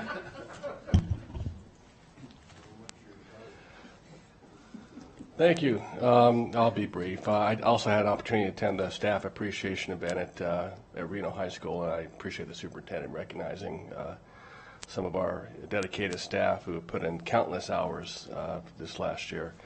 My schools that I toured last week include Agnes Risley and Alex Maxwell, both Title I schools, in a kind of urban core of the city of Sparks. Mary Beth Akers is the principal of Agnes Risley. She's a critical need principal. She stepped up for us coming out of retirement just last month to take this position. They'll be losing some allocations, so there's some concern at Risley. Alex Maxwell also has a very seasoned principal, 30 years in Florida, now with us, Raquel Peltier. I really enjoyed both opportunities to tour the schools, meet the students, engage with some of them.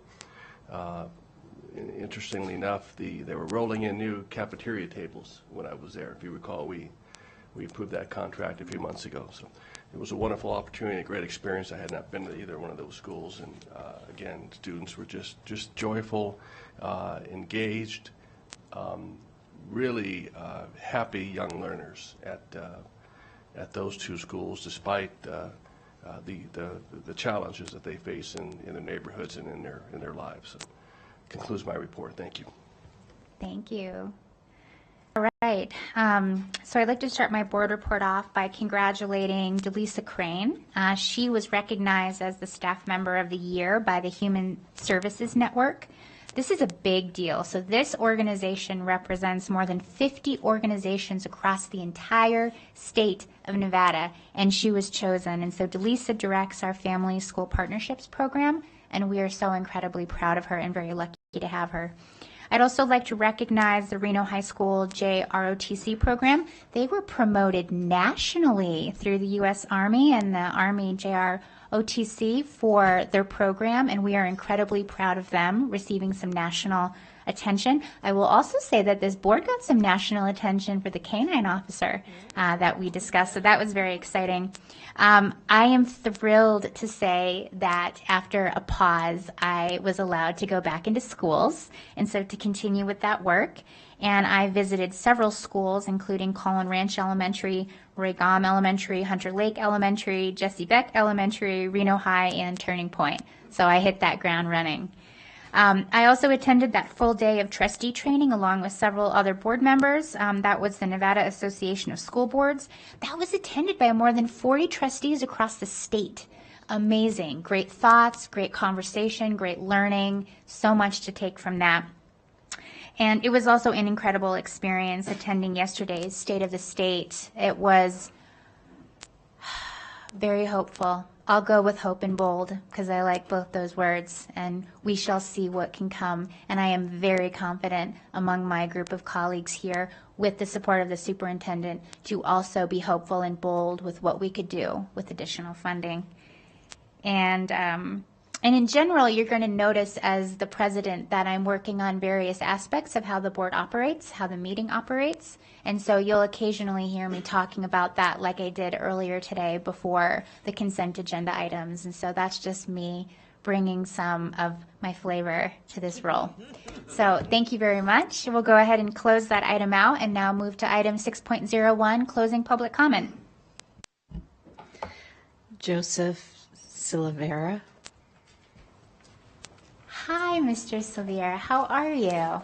Doing pretty good. So my name is Joseph Silvera. I'm a custodian, nighttime custodian over at Lois Allen Elementary School.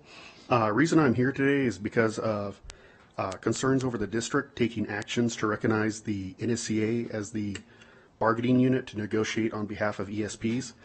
As far as I'm concerned, the members are the ones, the ESPs themselves are the ones who are supposed to choose who bargains on their behalf. It's not supposed to be the employer who makes that decision for them. Beyond any sort of legal kerfuffle that could create, I can't help but think that someone who was involved with this decision probably understood that the NSCA, when they've done this previously in Douglas County, created basically, when they negotiated on behalf of those members, it didn't work out great for the members. I haven't heard anything great about it. It was a 5-year contract. And I can't help but think that, the district might have looked at that and went, hey, this would be great for our budgets if we go into negotiations, we choose these people who didn't do a great job. And the problem I have with that is when it comes to ESPs, we're already understaffed, overworked, underpaid, and underappreciated. And I think taking actions like this makes it kind of obvious how many people in the district actually care about the voices and concerns of the ESPs. I mean, after all, this bargaining unit that they're recognizing, not only does it not involve any ESPs that are within this district, some of the individuals in that bargaining unit, they're from Vegas. And that gets as far off the mark as I think is, possible in this case. So I thank you for your time and concern, and unfortunately I got to run back to work right now. Well, thank you so much. Jeff Church. Welcome, Mr. Church. Thank you. It's good to be back. Greetings, I am Jeff Church. I stand up here to get things on the record, as you likely know, and there is a handout, 2 handouts for your pleasure. I don't have time to cover everything, The first handout is just one page. It's the current printout that we got last week of the number of agenda items. One of them involves Trustee Taylor, so she's gone. So there's only one item of board member agenda requests. And technically that means where there's two trustees so requesting. And one of them was from August of 2022. It still hasn't been heard. How come we don't have 14? How come we don't have 20? Let's get some agenda requests going, and let's really represent and make progress towards improving the quality of education. Moving along.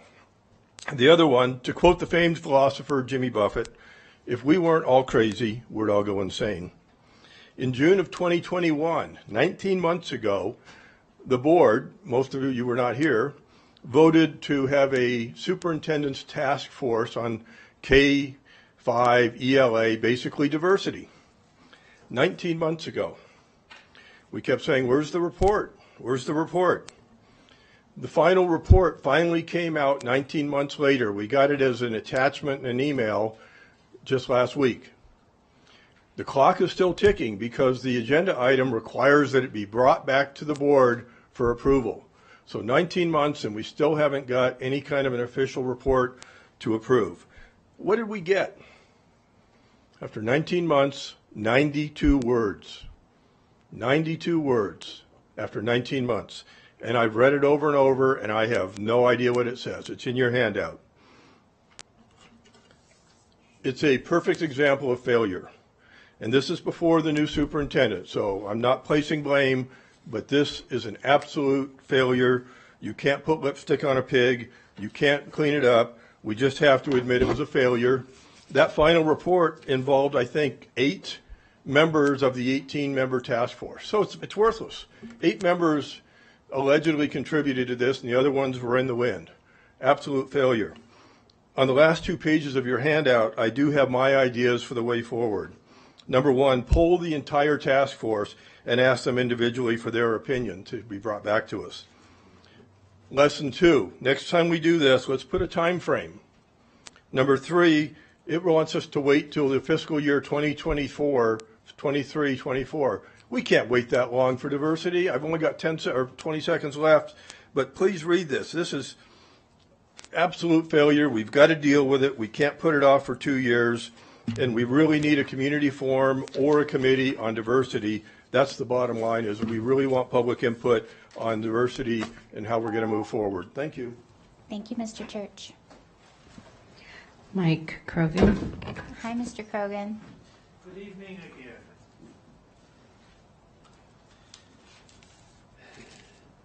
I'd like to share with you a reading that I did recently. It's kind of old school, but it has, I believe, lessons for us to be mindful of. The article was about the Georgian poets. When Russia moved against Georgia yet again, back in the 40s, Georgian poets and other artists moved quickly to hide museum pieces and other parts of their culture because they knew what was going to happen to it. And the quote here is about a museum of art. When generations back, it took photos, paintings, and artifacts and hid them rather than being able to enjoy them as a people. And there is something that was said by the essayist who was explaining this history. There were, I think we should tune into the debate whether it's true and complete history in our schools. The essayist said, memories are so important for colonized people and colonized countries because the authorities forbid history. This is very chilling to me because just last night, the governor of Florida was competing for my time with the governor of Nevada. The governor of Florida is standing up and proudly announcing that by God, there will not be AP African American history taught in Florida's schools. Actually, we shouldn't be surprised by Governor DeSantis. He follows a path that's well worn by his predecessors. They too burned books and made laws forbidding people to learn literacy right here in this country not so long ago. And let me leave you with this message. These folks are all around us right now. I'm just asking you to be aware and be ready to hold your ground. Thank you. Thank you, Mr. Krogan. The board received emails from Sandy Tibbet and Scott Leslie. All right, thank you very much. All right, our next meeting is February 14th. And on that note, this meeting is adjourned. Thank you.